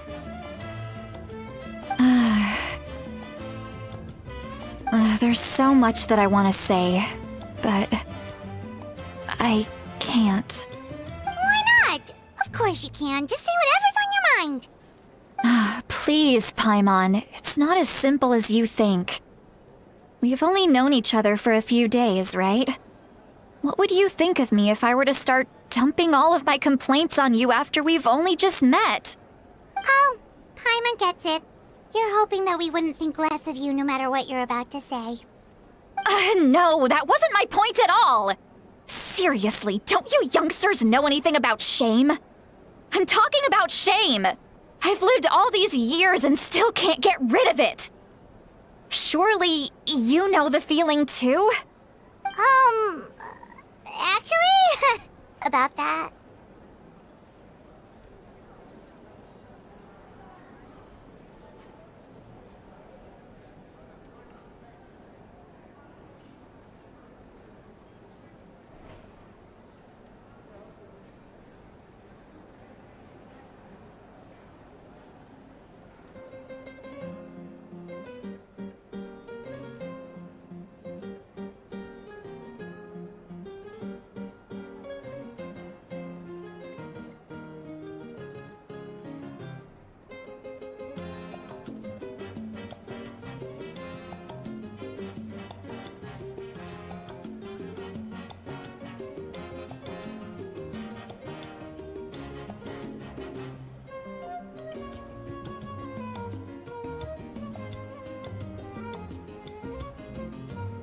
Huh? Tell me what? Yeah, this is as good a time as any.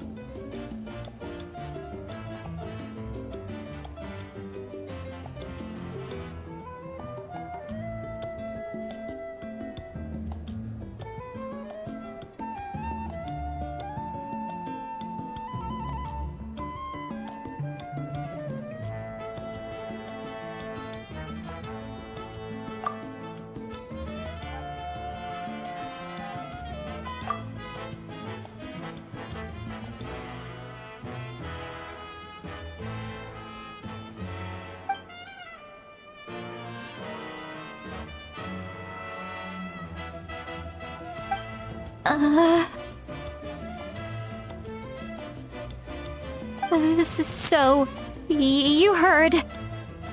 You heard my... It's okay, Sweet Lolly. You had every right to complain about those things. I can't take it anymore! Why do these things happen to me? Hearing me mumble under my breath is one thing, but hearing what I mumble in my own head? That's too much!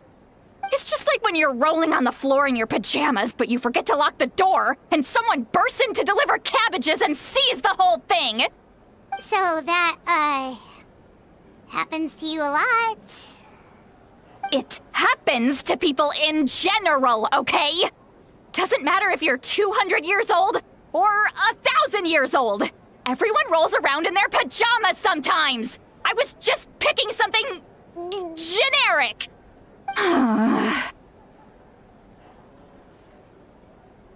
Take a walk with me. I have things to share with you.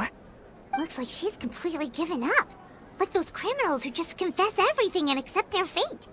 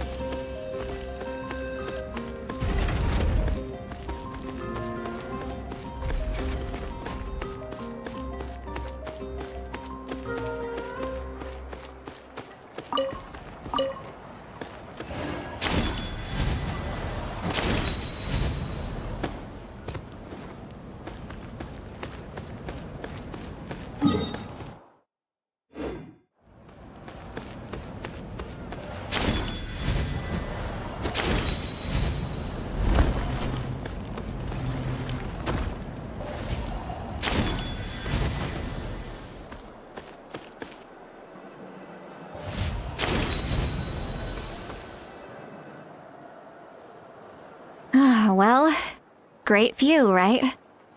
I love coming here by myself. Wow, it's beautiful!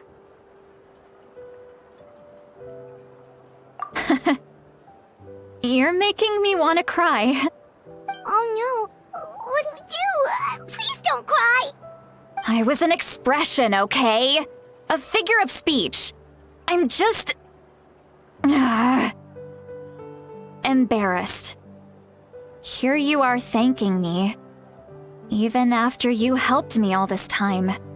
Let's just have a casual conversation. It's easiest that way.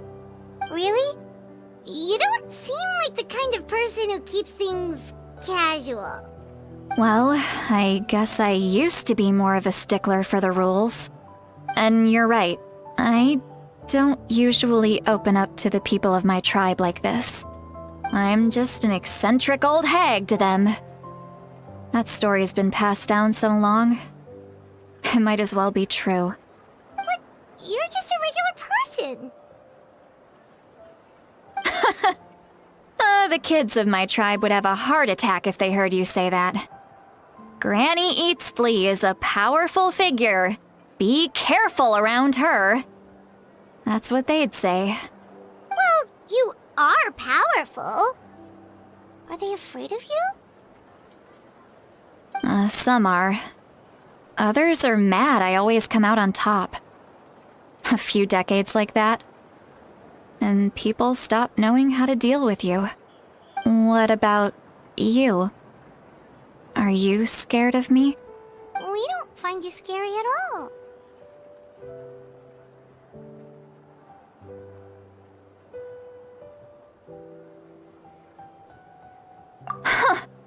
That's because you're not from my tribe. You don't know how many delusions of grandeur I've destroyed just by existing. I make people realize that no matter how hard they work, they'll never become a living legend like me. Oh, not to brag or anything. Maybe it's hard to believe. Just pretend I never said anything. We believe you. Shilonen has full faith in your abilities, and Auroran didn't seem scared of you. He thinks of you as his granny, right? Yes, but Auroran's a special case. Mawika already told you about her plan, and you've given so much help to Auroran and me. You deserve to learn the full truth. Auroran's not like other people. As I mentioned, he was abandoned as a child. The reason being, his soul is incomplete. The Masters of the Nightwind view this as a bad omen, capable of bringing about illness and misfortune. No one knows who his parents were. He was just left on a rock in the wilderness. It's a miracle he wasn't devoured by some wild beast. The Masters of the Nightwind believe they can see human souls, and in Auroran's incomplete soul, they saw a possibility for Natlan. A possibility to turn Auroran into a vessel for lost souls. The ceremony would allow lost souls to gather within him. Auroran would then be sent to the Night Kingdom to return the souls to their rightful place, strengthening the ley lines and completing the ceremony.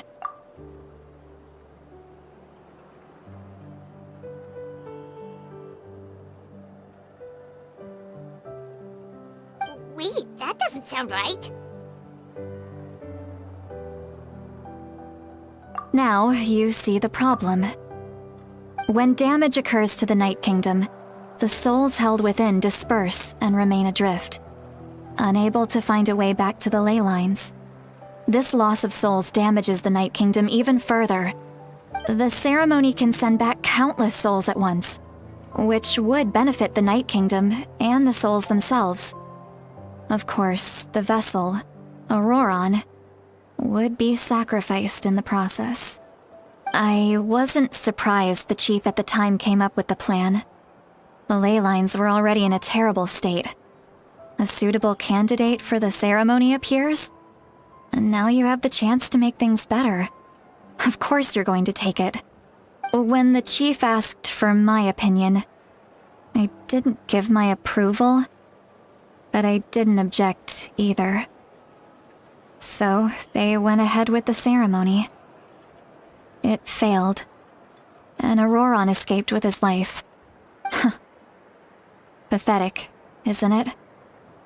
By not objecting, I basically gave them the go-ahead. Maybe they didn't have my explicit approval, but it's not like I did the right thing. If the ceremony was successful, Auroron would probably be dead. Of course, in my tribe, death is rarely something to fear.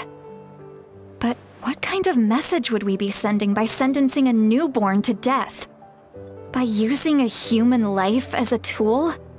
It's not right. So, when I learned the ceremony had failed, I was ashamed by my inaction, and absolutely relieved by the result. The plan was never a secret. Or, I guess I should say, there was no point to keeping it a secret. A simple investigation from Auroron would reveal everything. Everyone thought he would be happy he survived. And he never really said anything to the contrary. But just as I was about to put all of it behind me, he asks this question. Would Natlan have been saved if the ceremony succeeded? Wait, but it's not his fault. He knows that, but he still feels guilty. Auroron has a strong ability to perceive souls, more than any of us. He understands just how dire the situation with ley lines has become. Maybe he chose to work with the Fatui because he still thinks he owes a debt to Natlan. I can only imagine what they told him. Traveler, didn't the captain say he found a way to solve the crisis? Maybe that's what brought Auroron into this. Anyway, we can't just let things go on like this. We have to convince him to come back!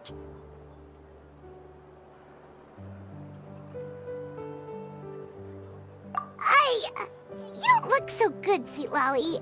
Maybe you should head back and get some sleep. Probably drank too much. It's okay. The fresh air is doing me good. Okay. Forget that. I need to go home. I hit it a little too hard. You've helped me so much already. How do I even begin to thank you? Hey, we're friends, aren't we? Besides, you already said you owe us a favor, so you don't need to worry about us. Good point. Well, I'll go home and get some sleep. We can figure out our next move in the morning.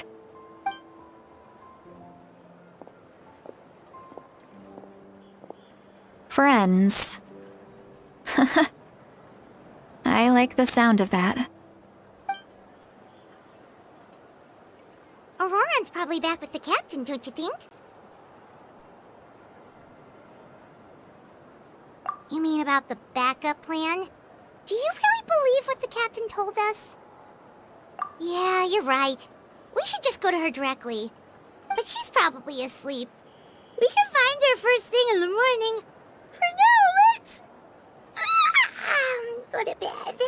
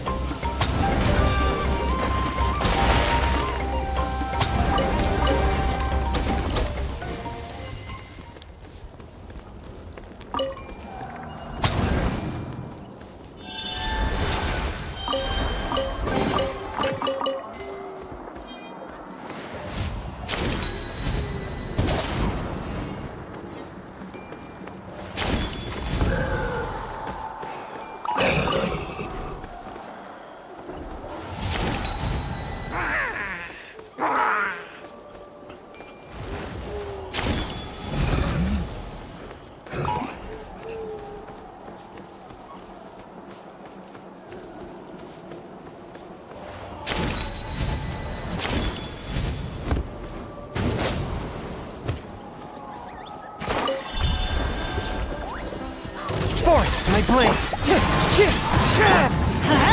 Teamwork is dream! Fallen leaves, adorn my...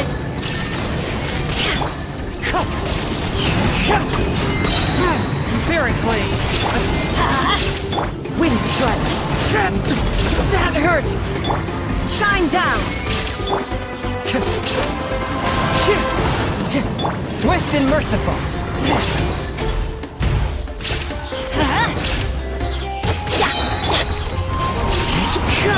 Going in! From whence you came!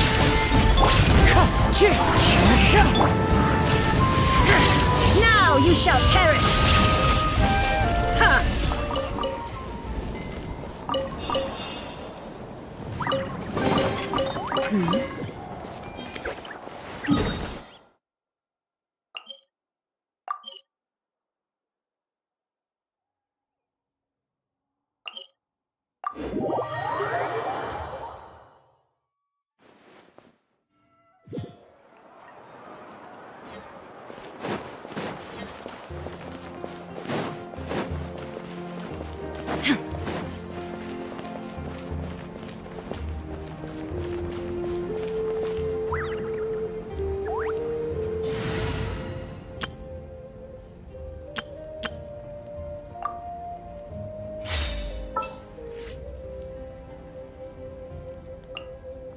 For justice.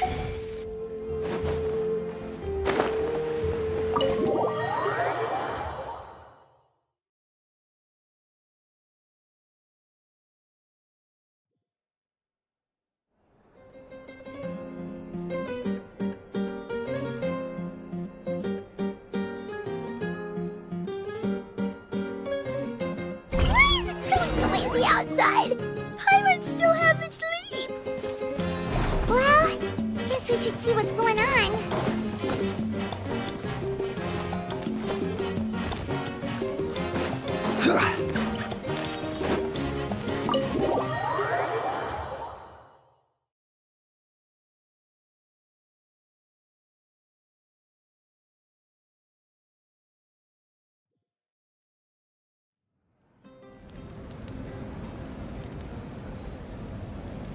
You're already here. I was just about to come get you. Wow, you're up early. That's impressive, especially after all the drinking last night. Let's not bring up last night. I'm embarrassed about the whole thing. Anyway, I was also woken up by the commotion. Looks like all the warriors from the stadium are on the move. I heard many areas have been attacked by the Abyss, including the Masters of the Nightwind. I need to head back right away. The Abyss attacked again? Are you sure you can handle it on your own? Do you need our help? I'll be fine. We also have the support of the warriors stationed at the various outposts. Given the quick response, things shouldn't get too serious. The stadium could always use more manpower, so you should join the forces here. I'm done making excuses for him. He's not a child anymore. He needs to take responsibility for his actions. I was the one who vouched for him, so I need to report back to the Speaker's chamber. I'll accept however they choose to handle the situation. But I should be able to convince them to let me go back to my tribe first to deal with the attack. As for the ancient name, once we handle this crisis, I'll talk to Shilonen right away. Don't worry, thank you. Alright, I need to start heading back. She left in a hurry. The situation must be really serious. Oh, looks like a lot of people are heading to the stadium. Let's see what's going on.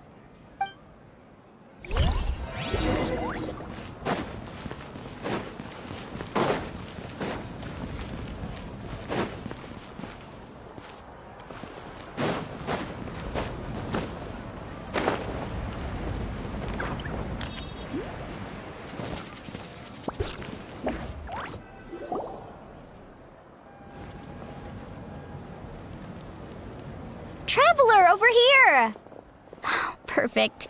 Our star Outlander has appeared. Oh, you're all here! But, what's with the whole Star Outlander thing? Just my way of saying how awesome you are.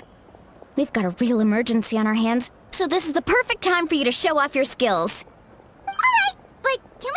rundown of the situation first. The Abyss suddenly attacked the Collective of Plenty, the Masters of the Nightwind, the Children of Echoes, and a number of our camps and outposts in the wild. Yes, and the attacks are increasing in frequency.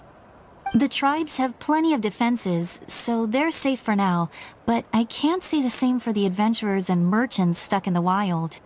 Chaska and I have been searching for survivors and treating the wounded. We just got back, but we need to head out again soon. I plan on heading back to the Collective of Plenty, just in case my tribe needs me. What about you, Mualani? Where are you gonna go? I'll go help the Children of Echoes. They're the closest, so I can start fighting right away. What about you guys? We could go together.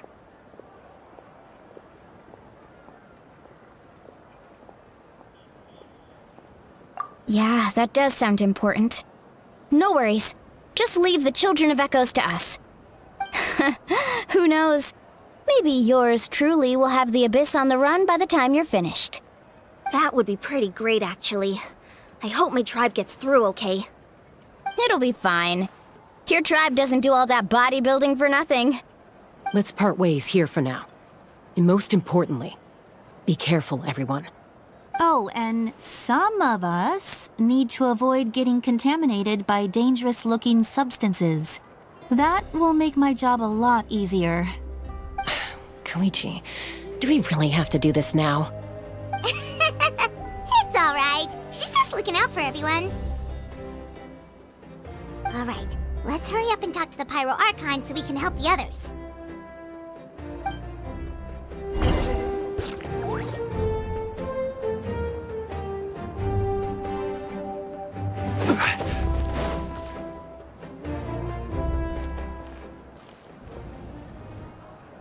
Oh, it's you two. As you can see, things are not looking good right now. People across Natlan are in danger. Look, I'm very interested in your recent adventures, but this is not a good time. So we'll have to keep our conversation short. That's alright, we're also in a hurry. We're gonna go help the Children of Echoes after this. What?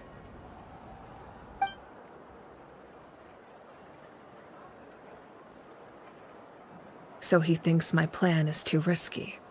He thinks I'm being stubborn.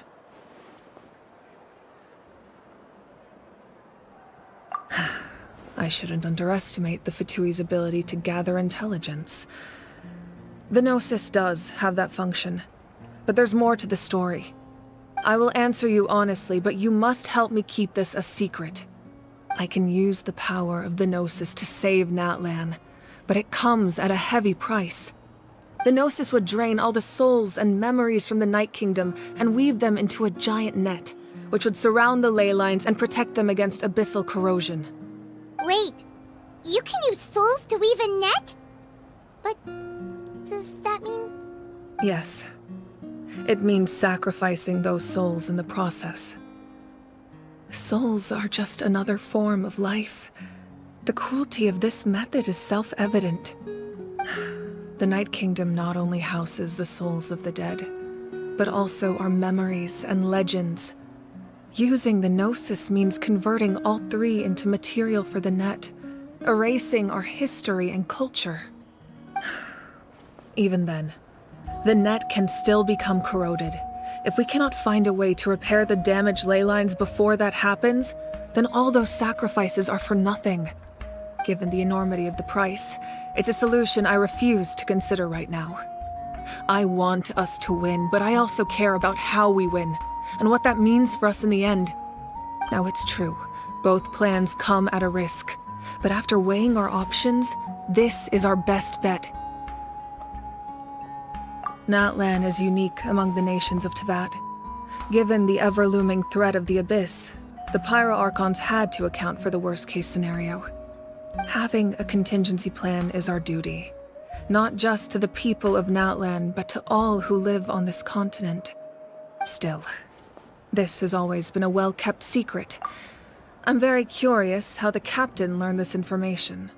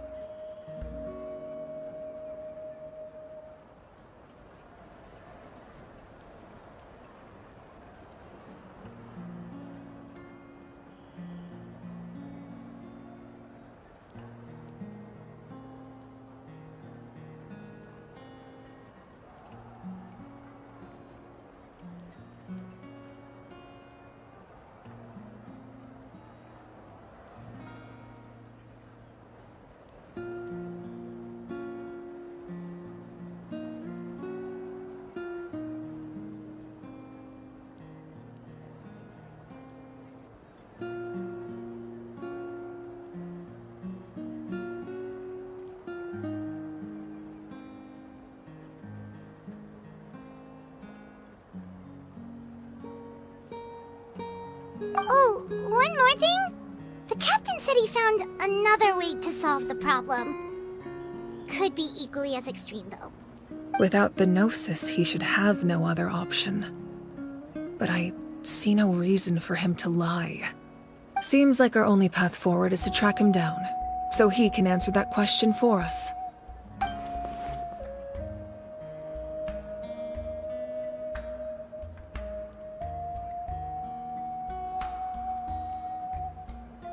Judging by your expression, you must have doubted me, even if just for a second. Not even a little! We would never— Wait, what are you talking about, Traveler? Just as expected. I appreciate your sincerity.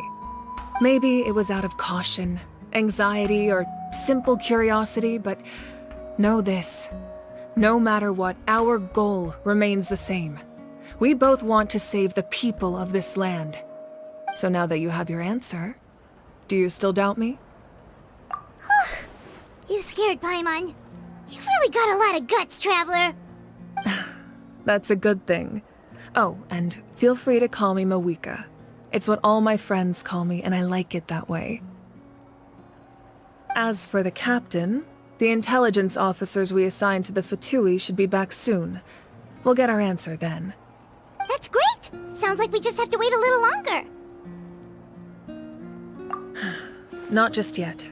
Even though the Abyss is attacking several locations at once, I'm confident the warriors stationed in those areas can handle it. Don't worry. I just need to finish coordinating our available manpower, then I'll take a small team to handle the difficult locations. Wait, you're going to fight in person? Didn't you give up your power? That's true. I'm far less powerful than a god in my current state. But don't forget, I was an experienced and powerful warrior before I ever became the Pyro Archon. No matter how you look at it, my duty is on the front lines.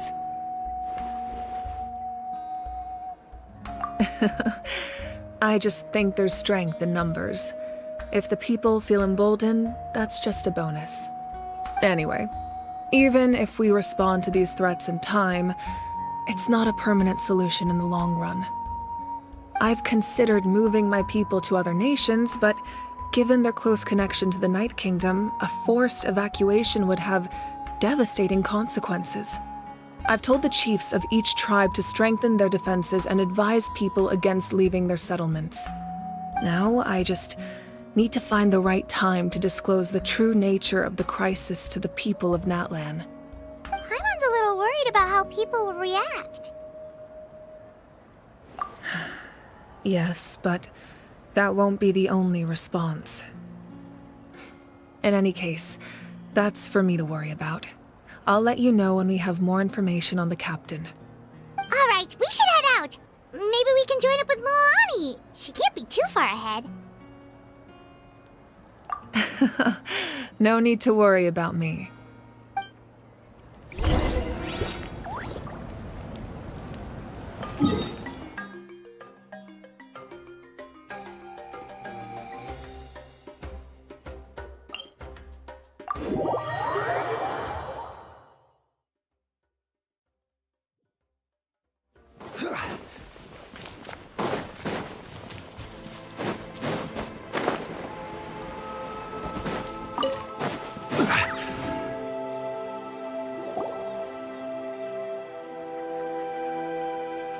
Quick, over here! To safety!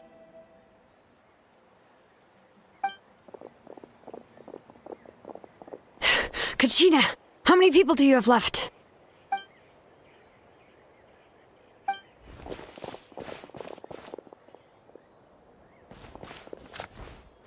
What's the situation? There's a trapped caravan that needs our help. We need to rescue them as soon as possible. We'll go together.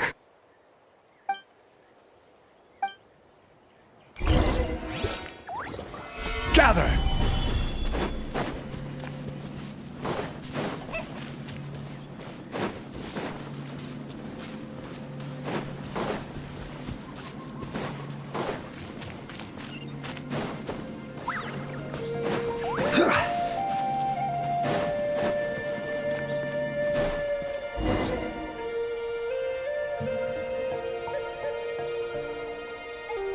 Stay safe. We've got this.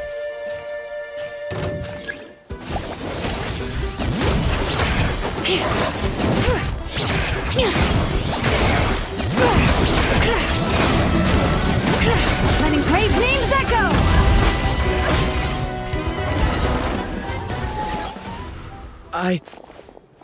I really thought I was done for.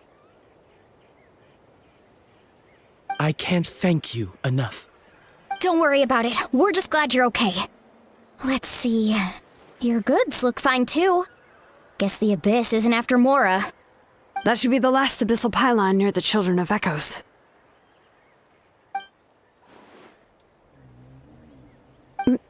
By the way, where's Lolly? I thought she would come with you. The Masters of the Night Wind also got attacked, so she went back to help her tribe. She said we can deal with the ancient name later. Yeah, that makes sense. The attacks are more urgent. Alright, this isn't a good place to talk. Let's head back to the tribe.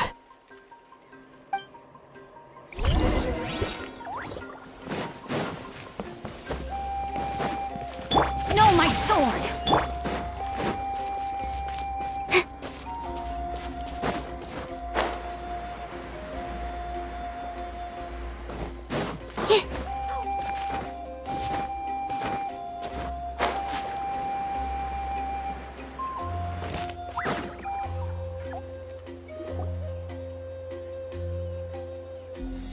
Looks like a few people were hurt after all. Oh, I should have got here sooner. The Abyss threw a lot at us at once. I rushed out as soon as I heard the alarm, and there were already so many monsters. Before long, Kachina brought over a whole group of warriors, and just like that, we destroyed several pylons as a team.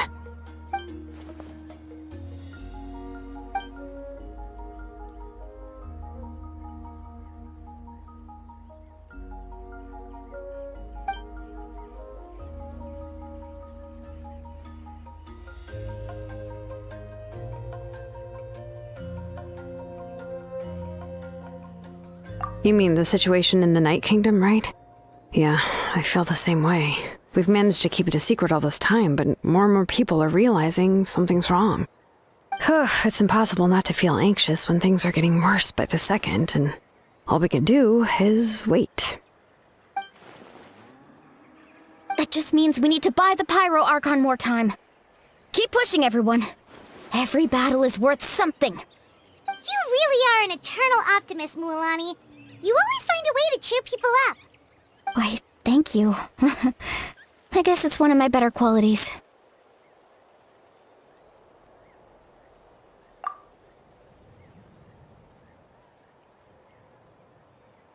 So, specifics aside, the Pyro Archon confirmed the Gnosis can resolve the crisis, but it comes at a huge price.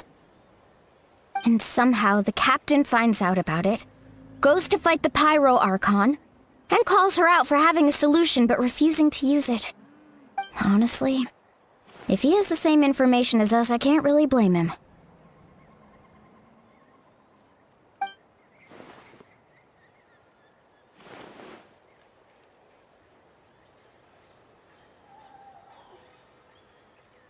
We talked to Moika before we left the stadium. According to her, the cost of the captain's plan is too high. And, well, it makes sense. If that was truly the better choice, she would have picked it. Yeah, I trust the Pyro Archon. When I was upset about Kachina's disappearance, she was really sincere and patient with me. Plus, she burned down all those precious mementos for Kachina. She's already proven how much she values even a single person's life. When it comes to Natlan's survival, there's no way she would hold back. I agree. Maybe the captain weighed the costs and came to his own conclusion, but I'm sure we have different priorities. Life is important, but so are history and memory. As the Archon, she can't tell us everything, but it seemed like she wasn't holding anything back this time. The next question is, if the captain found a new way to save Natlan, how come the Pyro Archon has never heard of it?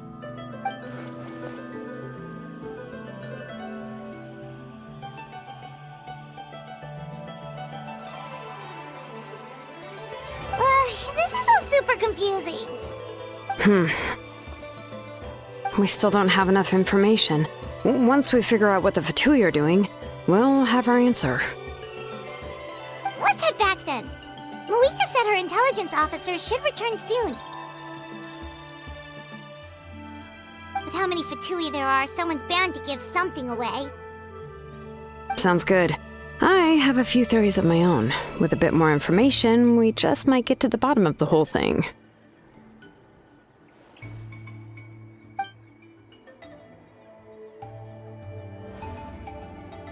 I was just about to ask. Count me in.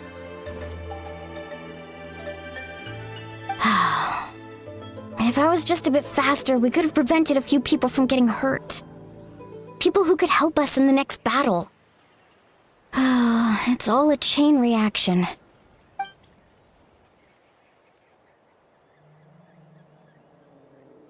Register? Nah. I'll just follow you around. You know, go where you go, do what you do.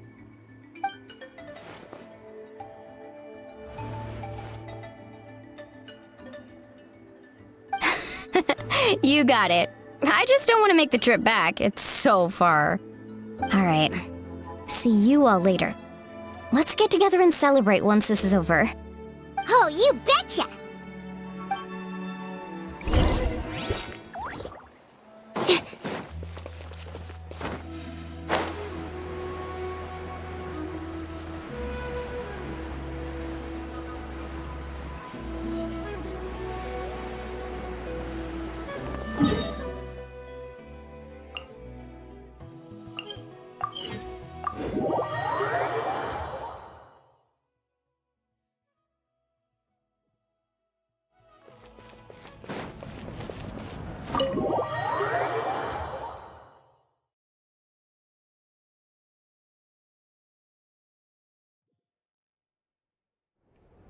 Malika! Oh, Chaska and Koichi are here!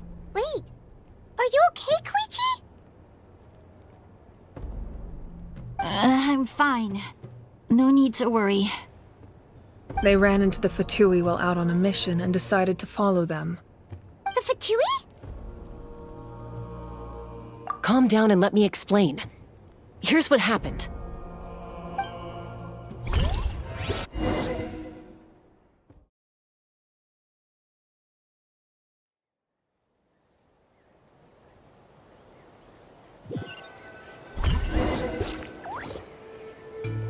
Watch out. It's the Fatui. Were they attacked by the Abyss? No, wait. It looks like they're protecting a group of travelers. Over there. Do you see? You're right. That's a traveling group from Natlan. Could they be trading for something? Let's keep observing for now. We're glad you're okay. Given the appearance of abyss monsters all over Natlan, you should cancel your journey and seek shelter at the stadium or one of the tribes. Thank you so much. I wish there was something we could give you. We don't expect anything in return. We were out on a mission and saw you being attacked. It was our decision to help. If you truly wish to repay the favor, you can keep this a secret. If anyone asks, just say you were saved by warriors from Natlan. Oh, okay. We can do that. But... We're not asking you to cover up our activities. We haven't done anything illegal. Our captain simply wishes to remain undisturbed. Nonetheless, the decision remains yours. If we wanted to keep you quiet, we would have employed a harsher method. Got it. We'll get going now. Did you hear that? They mentioned a captain. Isn't that who the Pyro Archon is looking for? Exactly. We could be onto something big. Still, there was no trade.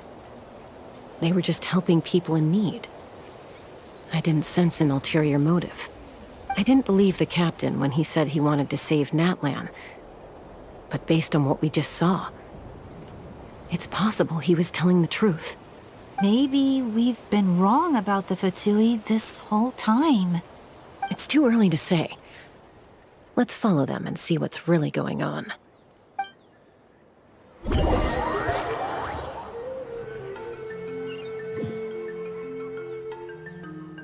So this is where they were headed. Looks tricky. It's heavily guarded on all sides.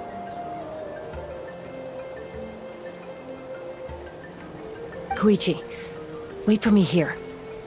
I'll go in and check it out. Oh, no you don't. How are you planning to get through all the guards? Look, I can use this terrain to my advantage. With our tribe's special way of getting around, I doubt they'll see me coming. We still can't see anything on the inside. What if you can't find cover? You won't have anyone to watch your back if you go in alone. The more heavily guarded the location, the more valuable the secrets. Even if the captain isn't here, we can still figure out what the Fatui are planning. That intel is worth the risk. Fine. You're not gonna listen to me anyway, so let me come with you. That's even more risky. You've been running around saving people for days. You're already at your limit. I'm confident I can protect myself. I'm not sure you can say the same. At least right now. I can. You really believe that? Fine, don't believe me. But you can't honestly tell me infiltrating a heavily guarded Fatui hideout all on your own sounds more reasonable. You know, growing up, even if I insisted on doing something, it never gave you any trouble. I'm not sure you can say the same. All right. If we start arguing, this will never end. We can't let this opportunity go to waste. Guess that means I win. Don't worry, you're not the only capable young person from our tribe. I can handle this. All right, same plan as usual. We split up, communicate with hand signals, make sure our blind spots are covered, and support each other once we strike. Got your ropes? Yeah, let's go.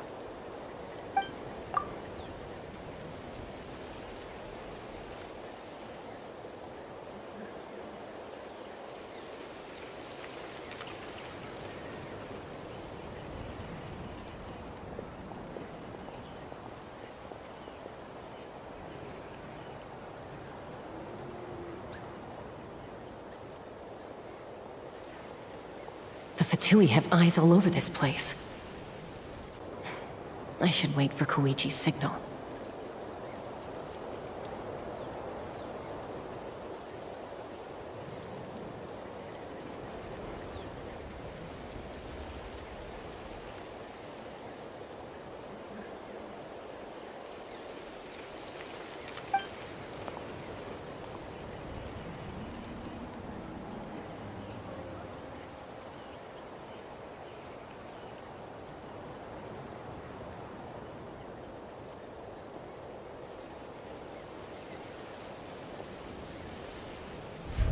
Now.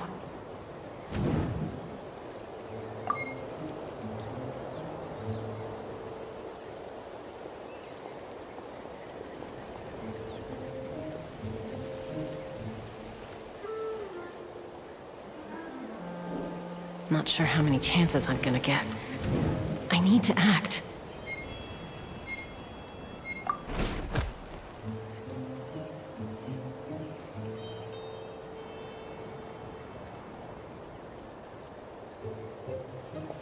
Good.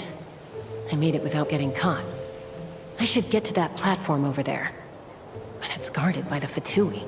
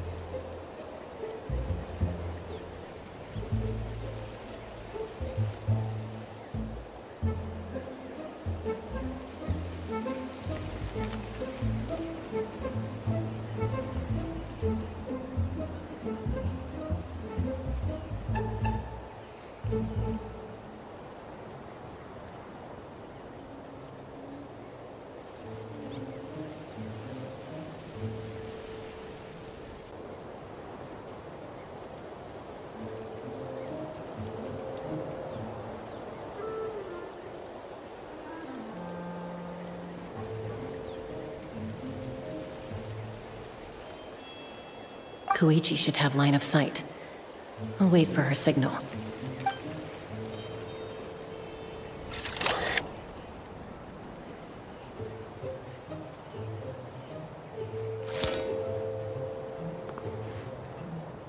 That's it.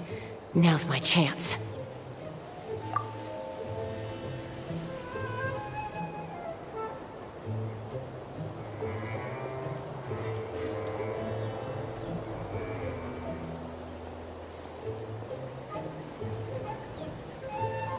It's no use staying in one place. I should keep moving. Looks like Chaska is helping me by keeping an eye on the Fatui movements. I'll wait for her signal.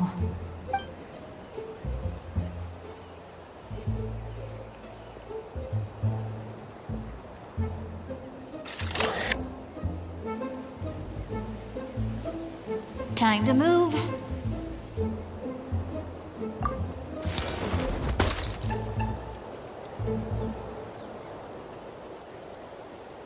Whew! That was close. Almost got caught. Probably can't make it over in one go. I'll wait for my next chance. Now's my chance.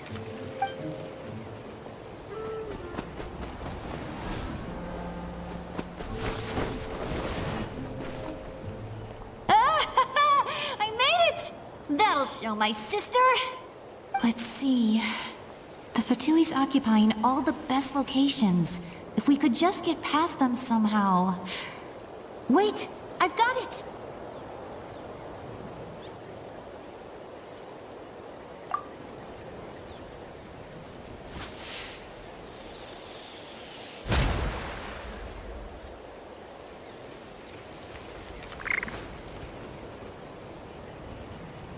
Huh?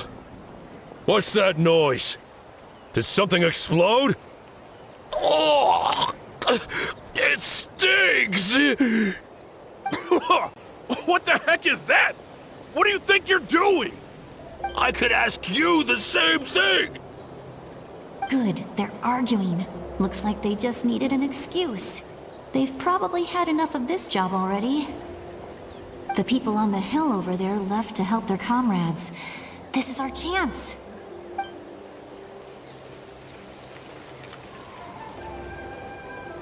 Come get me, Chaska. I hope she gets this hand signal. That's Koichi's signal.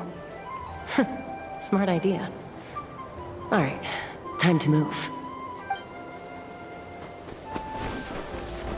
Give me your hand, quick. Coming!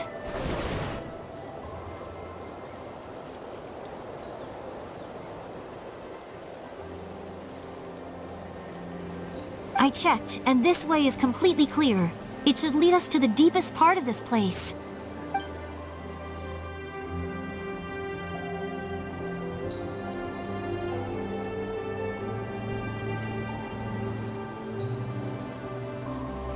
Well, I was pretty helpful, right? You know, everyone usually jumps at the chance to work with me.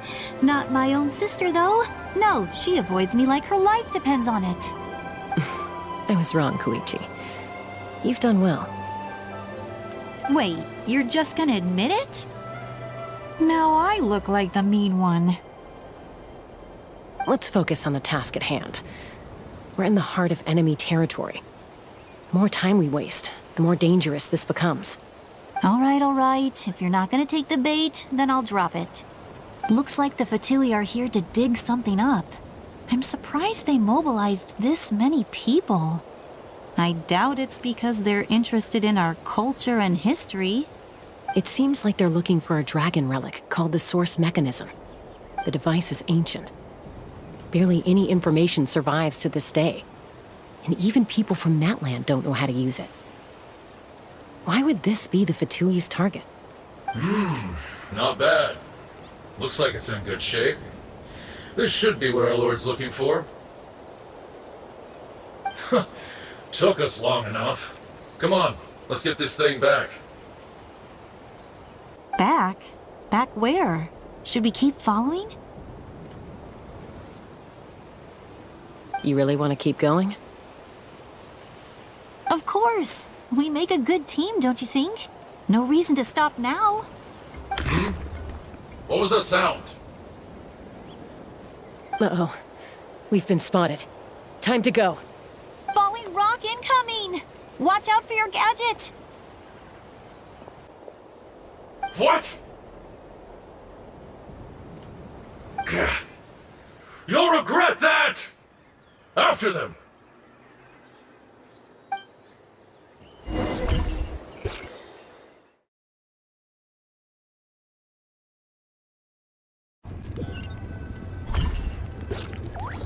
Once we got them off our tail, we went back to observe some more. They'd collected several identical pieces of something. It looked like they were waiting, though. So we decided to come back. So, Koichi got injured trying to get them off your tail?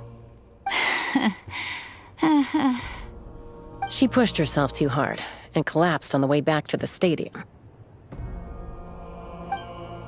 Well, I didn't cause you any trouble while we were fighting, right? So my perfect record remains. You've done very well. I could make a comment on knowing your limits, but it's not my place. I know. I'm already reflecting on my actions. So, our current intel suggests the Fatui is after the source mechanism. The device is a complete mystery, even to us. What does the captain want with it? I have no idea. But it's safe to assume the device could serve a similar purpose to the Gnosis. Shilonen, I need you to gather every scholar in Natlan familiar with the secret source. I'll get right on it. Thank you both for your hard work. Koichi, it's time for you to get some rest. Oh, and there are gifts from your patients waiting at the speaker's chamber. I've prepared a small gift of my own as a token of gratitude. I'll send it to your home along with the others. My patience. That's so nice of them. Guess that means I'm doing something right. You don't need to give us anything, Archon. We were just doing our duty for Natlan. I should take Koichi home now. Well, if Koichi doesn't want her favorite Saurus crackers, then... I accept. Thank you, Archon. What am I gonna do with you? There's some for the rest of you as well.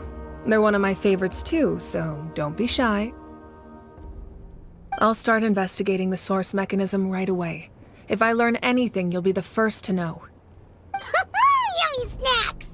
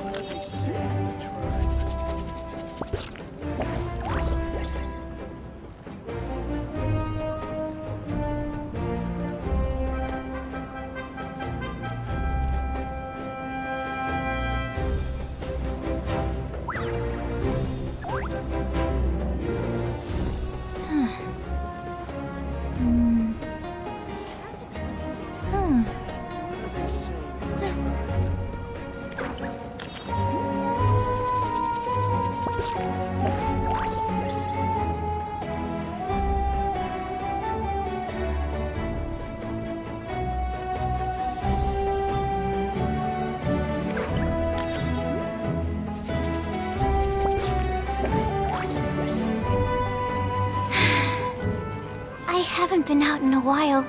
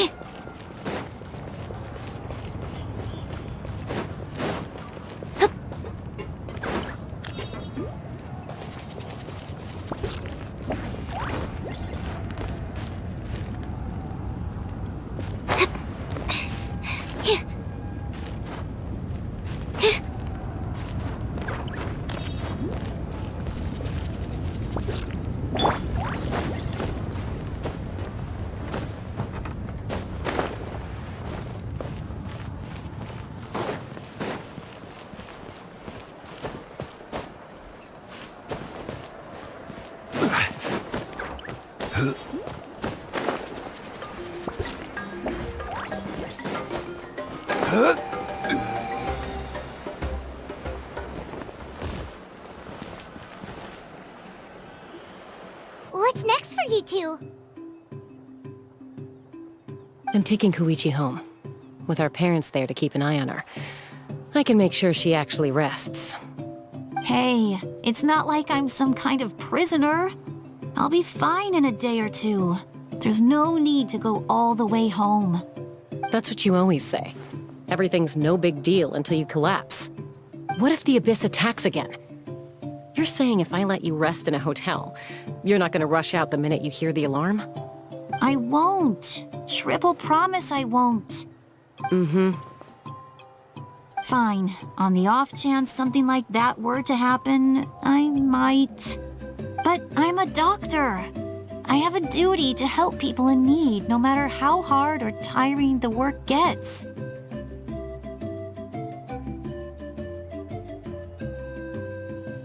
I guess you're right. But I don't have to like it. This reminds Paimon of when we first met! Except you were the one trying to stop Chaska from doing something dangerous. I'd do the same for anyone trying to put their life in danger. As a doctor, I don't want people to get hurt because of a rash decision. Then try to see things from my perspective. You clearly want to protect your patients. So can't you understand why your own sister would feel the same way about you? The two of you are the same, you know? I disagree. I understand the risks and costs of my decisions. Who wants to be like her? Overconfident, always making excuses when things go wrong. That's just not true. You think I don't have proof? Okay, don't get into another fight. Just pretend Paimon never said anything. Don't worry, Paimon. You didn't do anything wrong. Arguing is just how we communicate. Neither of us really takes it to heart. Plus, I guess we are similar in some ways. Maybe I rush into things without thinking, but I learned that from her. We're family.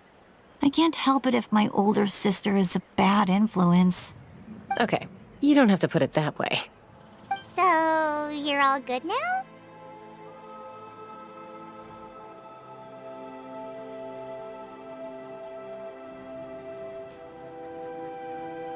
Neither of us are really the type to back down, so we'll always have our differences.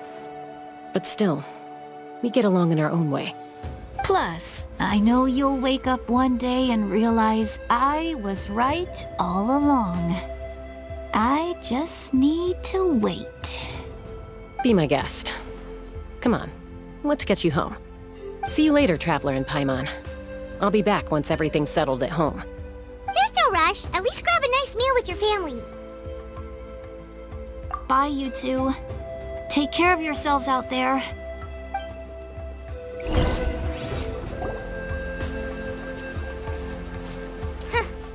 Those two will probably make up for real at some point, right? Well, we've learned a lot. Let's go over everything that we know so far.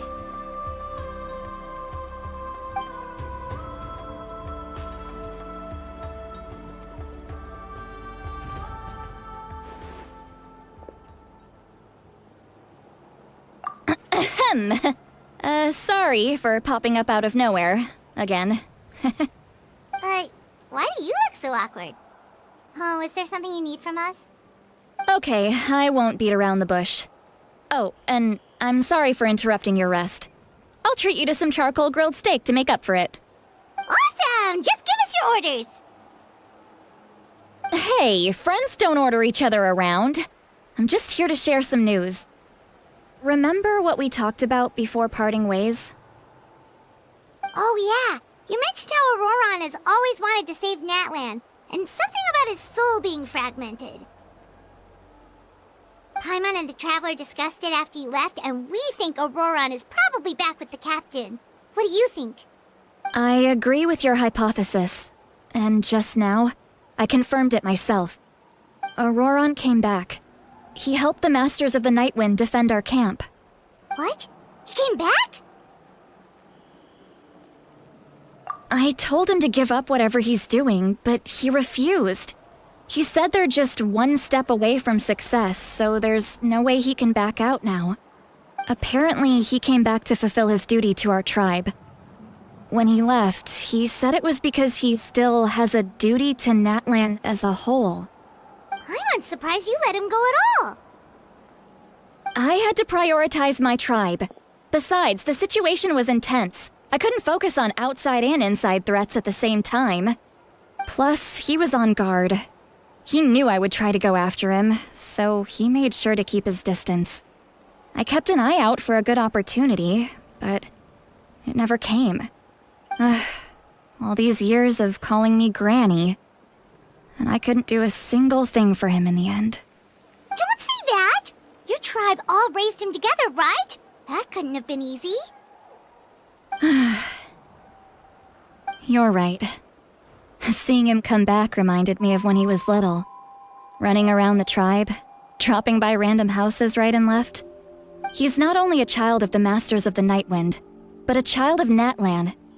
It's only natural for a child to want to do something for their family. Besides, Auroron is my apprentice. He might have a few tricks up his sleeve, but I guarantee I know every single one. Wait, what are you saying? Look. Remember how I said Auroron's soul is fragmented? This is the talisman I created to keep it stable. And this gem is what makes the talisman work. It just so happens that Auroron is due for a gem replacement. Since I can't get close to him, I put the new gem in a supply bag and asked Aoife to bring it to him.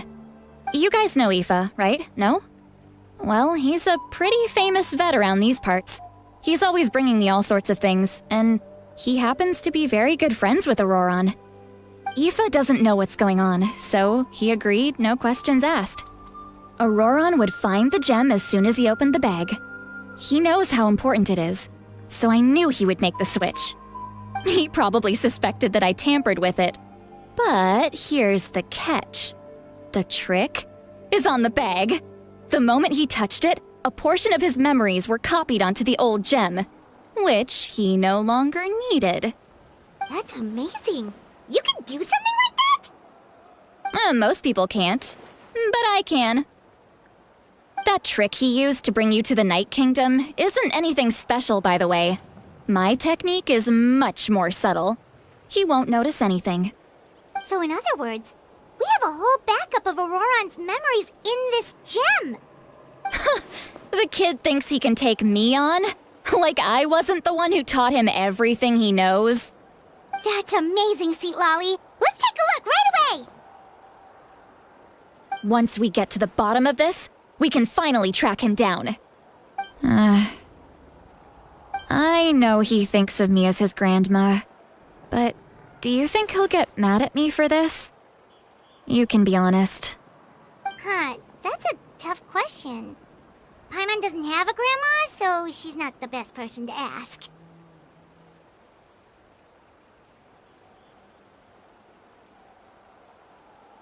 To be honest, I've always doubted my ability to look after him. I didn't stop the ceremony all those years ago. And now? But if I stop here, it will haunt me until I'm 500 years old. Every night I'll wake up in a fit of anger. Yeah, you're right. First anger, then tears. Oh, wait! Who are you calling a crybaby? You're just making it worse, Traveler! I need to look at his memory. Even if he resents me, refuses to see me, or runs away for good, I don't care, and I won't blame him. A family does whatever it takes to protect their own. You sure you'll be okay? We can come with you if you want. Did you just say you'll come with me? Is that okay? We have a pretty good reason to see it too, don't we? Because, right, we need leads on the Fatui. You really mean it? Fine. You can come. Just promise me you'll see this through. No backing out. Got it? Don't worry, we're professional adventurers. Then I place my trust in your professionalism. All right, time to sneak into someone else's memory and engage in some... unwanted spying. You heard it here first. I wouldn't be doing this if I had any other choice. Are you ready?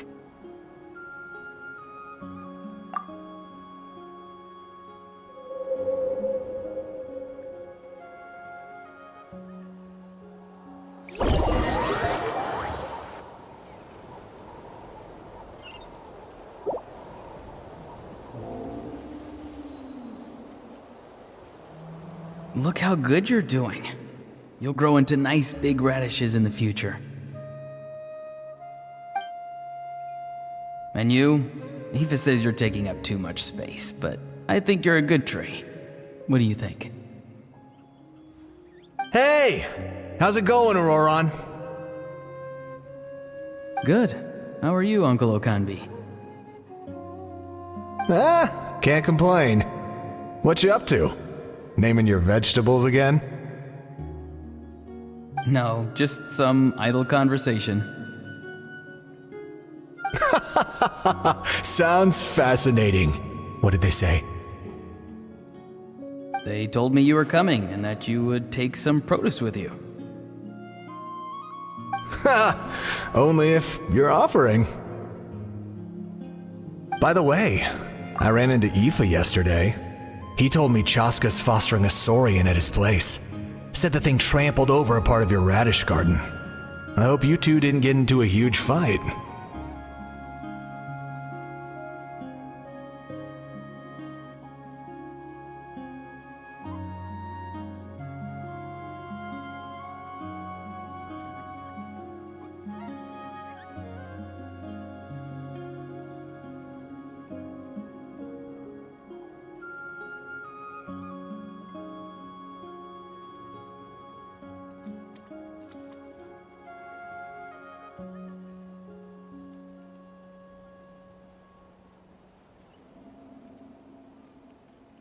No, don't worry. I'll find a way for him to make it up to me.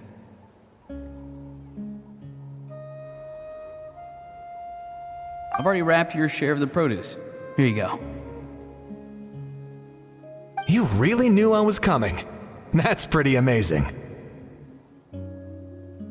Light up the smoke and you can see the path through the shadows. That's what everyone says. Hey, have you seen that strange group of people that just appeared out of nowhere? Appeared out of nowhere? I don't think so. It's the Fatui. Their leader seems like a big deal. He didn't bring many men with him, but they're all elite warriors.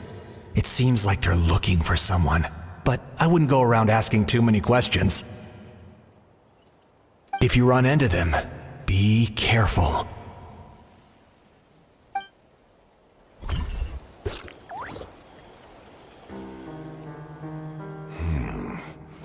You're from the Masters of the Nightwind, are you not? Why do you live here alone? I enjoy living by myself out in the wild. I guess you're from the Fatui, the one everyone's calling a big deal. Not an inaccurate description. I'm looking for someone who may be known to you. Citlali is her name. Granny? What does an Outlander want with her? I've heard the name. You have business with her?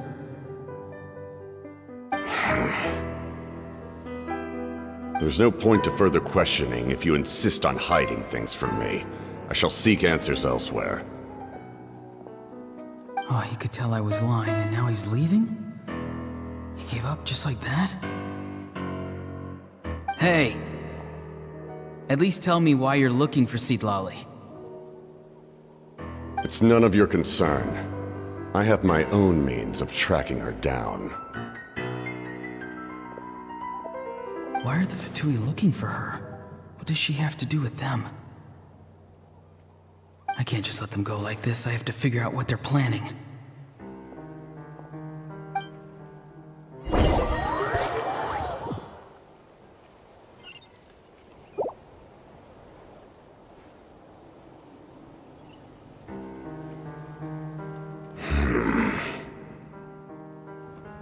They've just been studying the ley lines and asking for leads on Granny.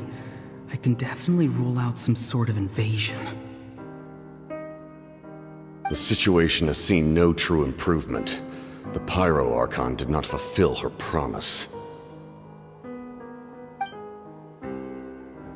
My lord! Ignore him. He is no threat. He knows I'm following him, but he doesn't seem to care. He's strong, I can tell. But there's something unusual about him and also familiar in some way. I can't describe it.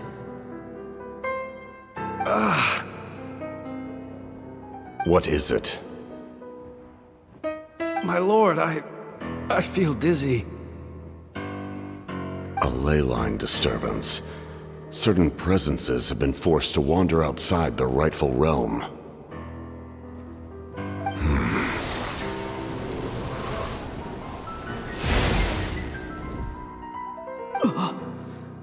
That was a spell from the Masters of the Nightwind.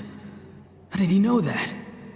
Is he sending those escaped souls back into the ley lines? How did he do that so easily? Soulfaring is supposed to be extremely difficult. This could be related to why he's searching for Granny. I feel much better. Thank you, my lord. Think nothing of it. Stay vigilant, and continue to gather information. The Abyss could attack at any moment.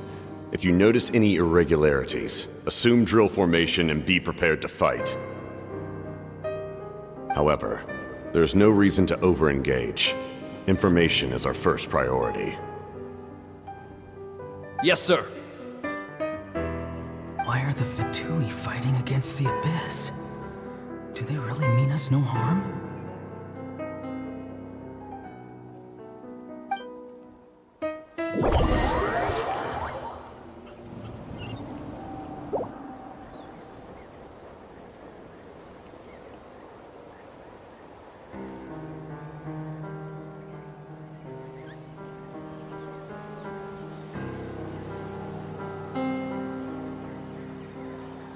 I've been following him this whole time and still they ignore me? Do they really not care? It seems like his subordinates refer to him as the captain. Never heard of him before. And now he's headed to the stadium. That's unusual. What is he gonna do?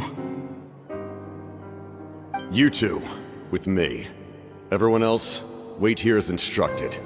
Send word to the other teams to retreat immediately if this fails. Yes, sir! He's going inside? But the Pyro Archon is in there. What does he want with her? Forgive me, my lord. Allow me to check one more time. Do you truly wish to do this?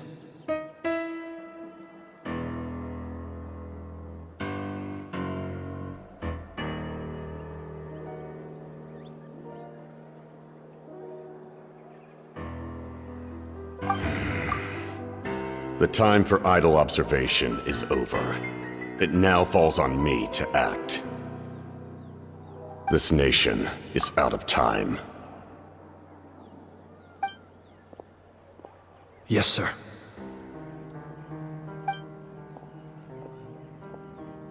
He just walked straight into the stadium. What is he gonna do?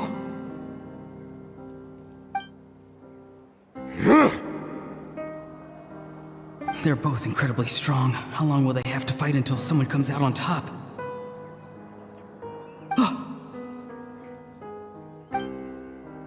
Wait, this feeling. Just like the other day near the ley lines, it's faint, like a soul's trying to escape. Where is it coming from? Is that why he's looking for Granny?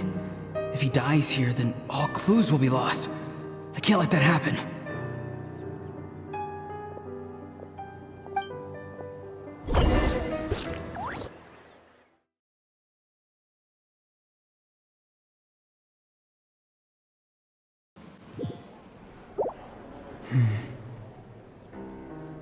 As for you, I must confess, I did not expect that little trick of yours to save the day. No matter how dense the fog, as long as the sun remains, we cannot turn day into night. She could have dispelled it. She simply chose not to. You don't have much time, and you're injured on top of that. What do you plan to do next? I'm beginning to see just how useful you may turn out to be.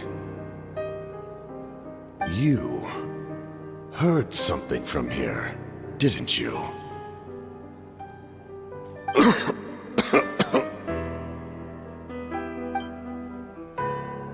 No need to force yourself. I've never seen anyone match the Pyro Archon in battle before. I didn't expect you to intervene at such a critical moment. You know I've been following you. Why didn't you stop me? When walking in the forest, it is only natural to encounter wild beasts. However, not every beast has the courage to come out and bite. And yet, one of those very beasts saved your life.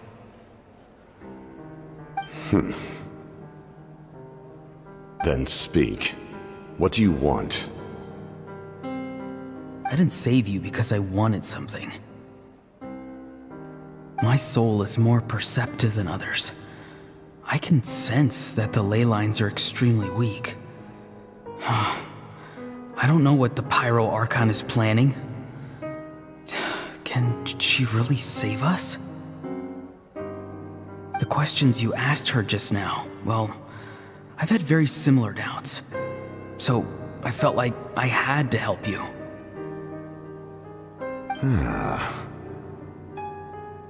So, you can tell the truth. That was quite a reckless decision to make. I'm not sure you realize that.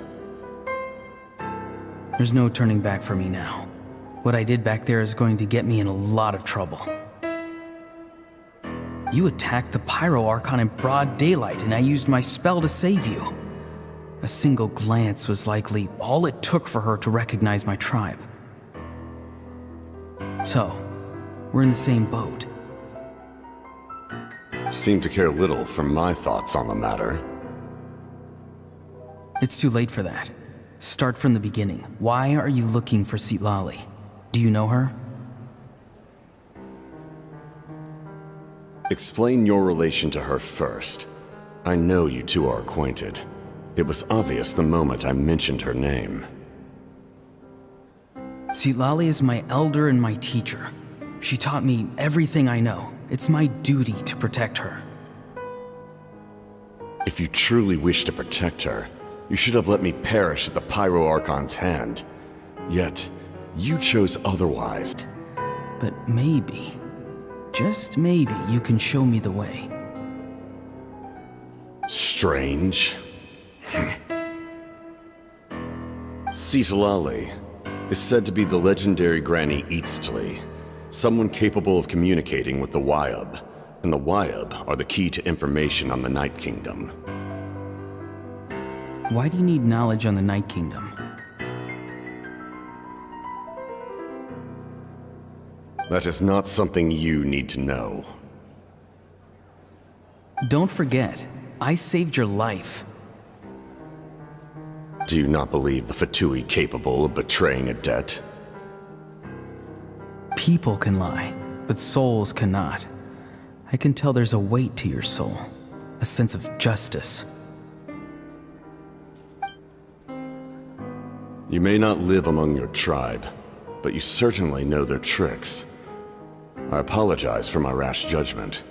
You are more capable than I imagined. Let's go. We'll see if you have what it takes to join my plan.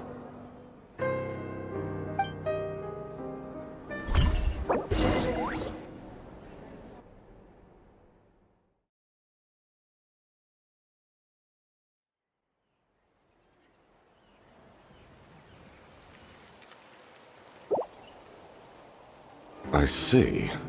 Interesting approach. Worth trying, I think.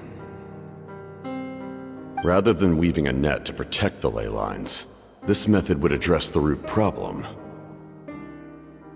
by reconstructing the ley lines themselves.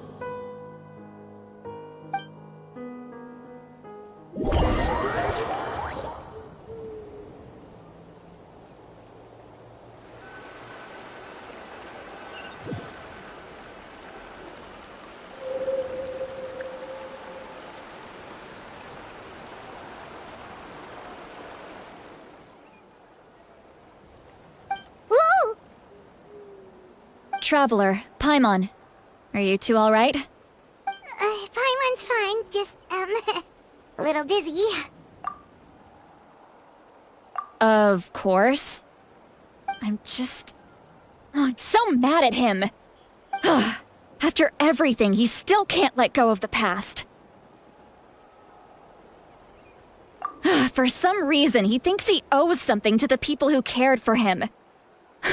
Stubborn, self-righteous fool. Where's that gonna get him? Now that he's all grown up, he thinks no one can tell him what to do? He thinks he can just run away whenever he wants. I'll show him. If he tries to run one more time, he's got another thing coming. Maybe stubbornness runs in the family. Like grandmother, like grandson, as they say. Is that supposed to be a compliment? Huh! That kid's got nothing on me. Anyway, back to what we just saw. I don't even know what to make of it.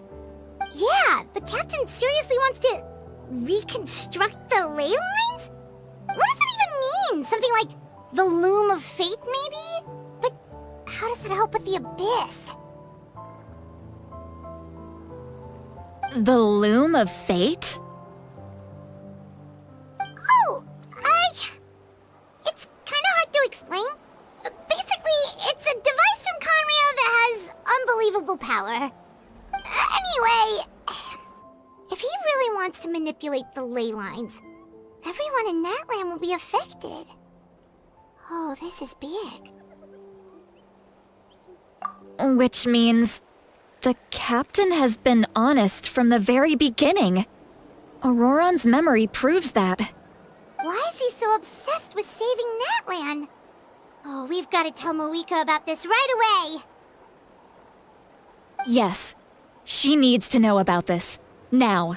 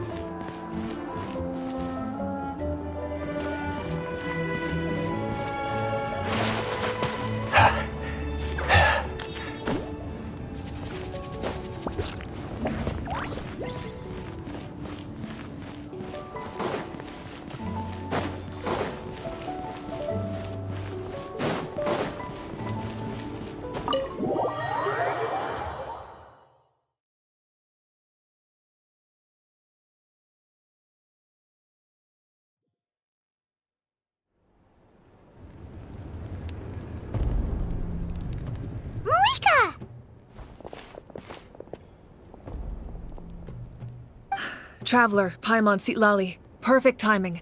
I've located the captain. Oh, really? That's great! We also just took a peek at Auroron's memories and discovered something huge! Oh, all with his granny's permission, of course. Or no, actually it was... Calm down, Paimon. I'll take it from here.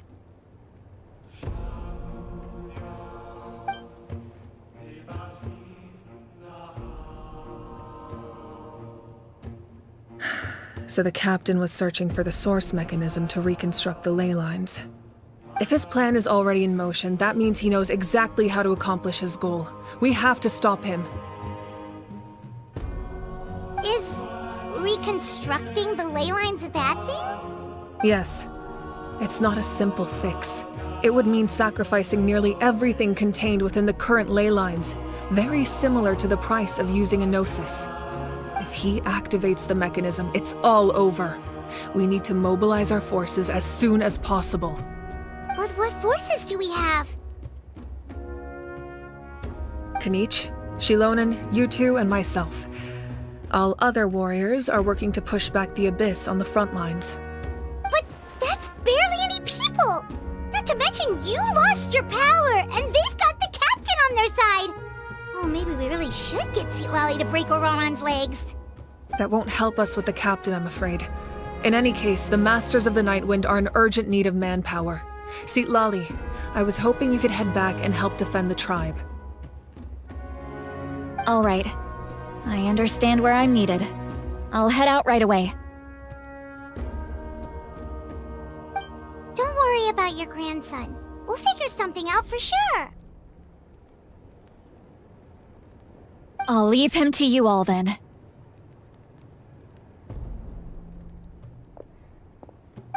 All right, back to the matter at hand. I don't believe defeating the captain needs to be our ultimate goal. Let me grab Shilonen and Kanich, then I'll tell you my idea.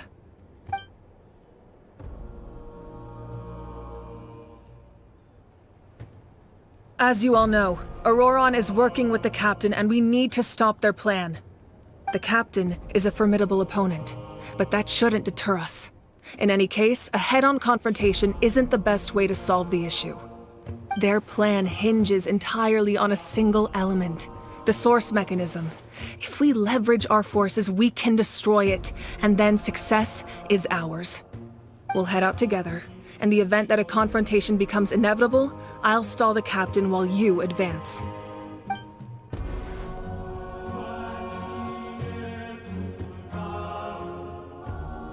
I agree with Kanich. The two of us can handle it.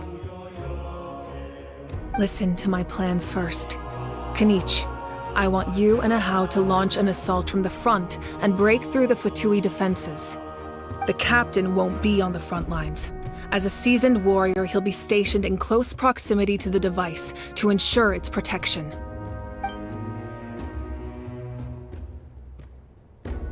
No. The purpose of the frontal assault is to gather the Fatui forces in one place. That way, it's easier for the rest of us to avoid them. Shilonen, I need you to do what your tribe does best, and dig a tunnel from the outskirts of the ruin. Once we get close to the device, we just need to destroy it.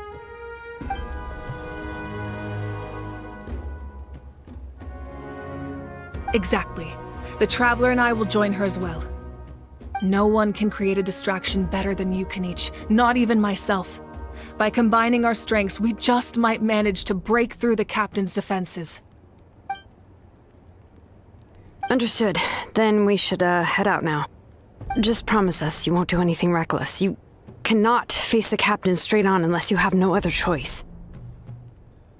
You mean everything to us. Losing you would be the worst possible outcome. Thank you, everyone. You have my word.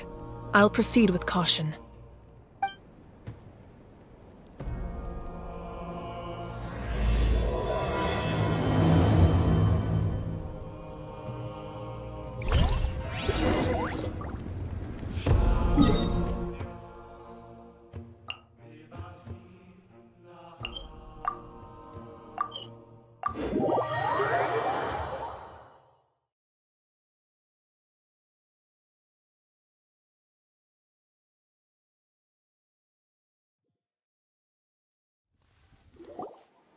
All right, this is the place. Their tunnel must be behind that gathering of Fatui guards. Any of the nearby mountains could be a good infiltration point, but if we want to stay under the radar, we should approach from the side. There are only a few Fatui stationed around the perimeter. We should take care of them first so they can't alert anyone.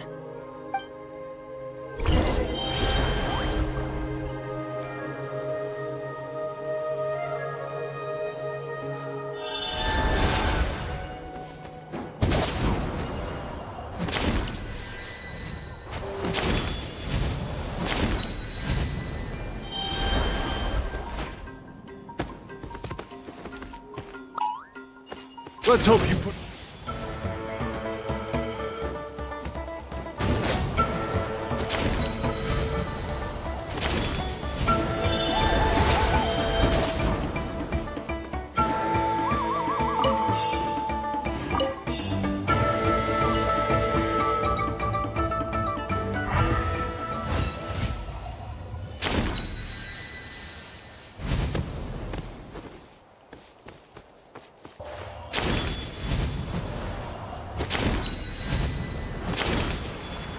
You'll get frostbite. We're not going anywhere.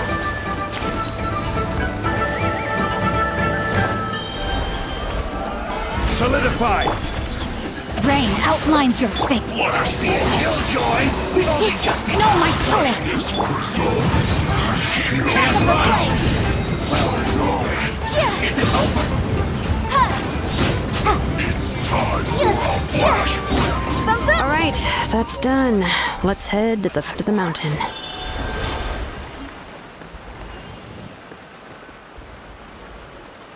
What do you think, Shilonin? Is this a good spot? Yeah, looks good. We'll take it from here.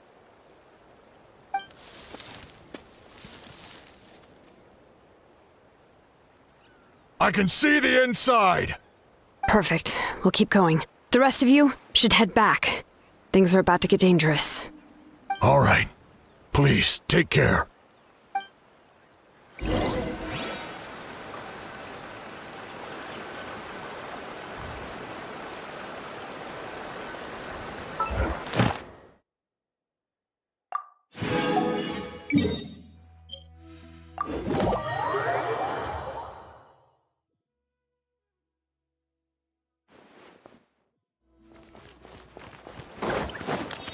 Ad Astra. Thank you for Ad Astra.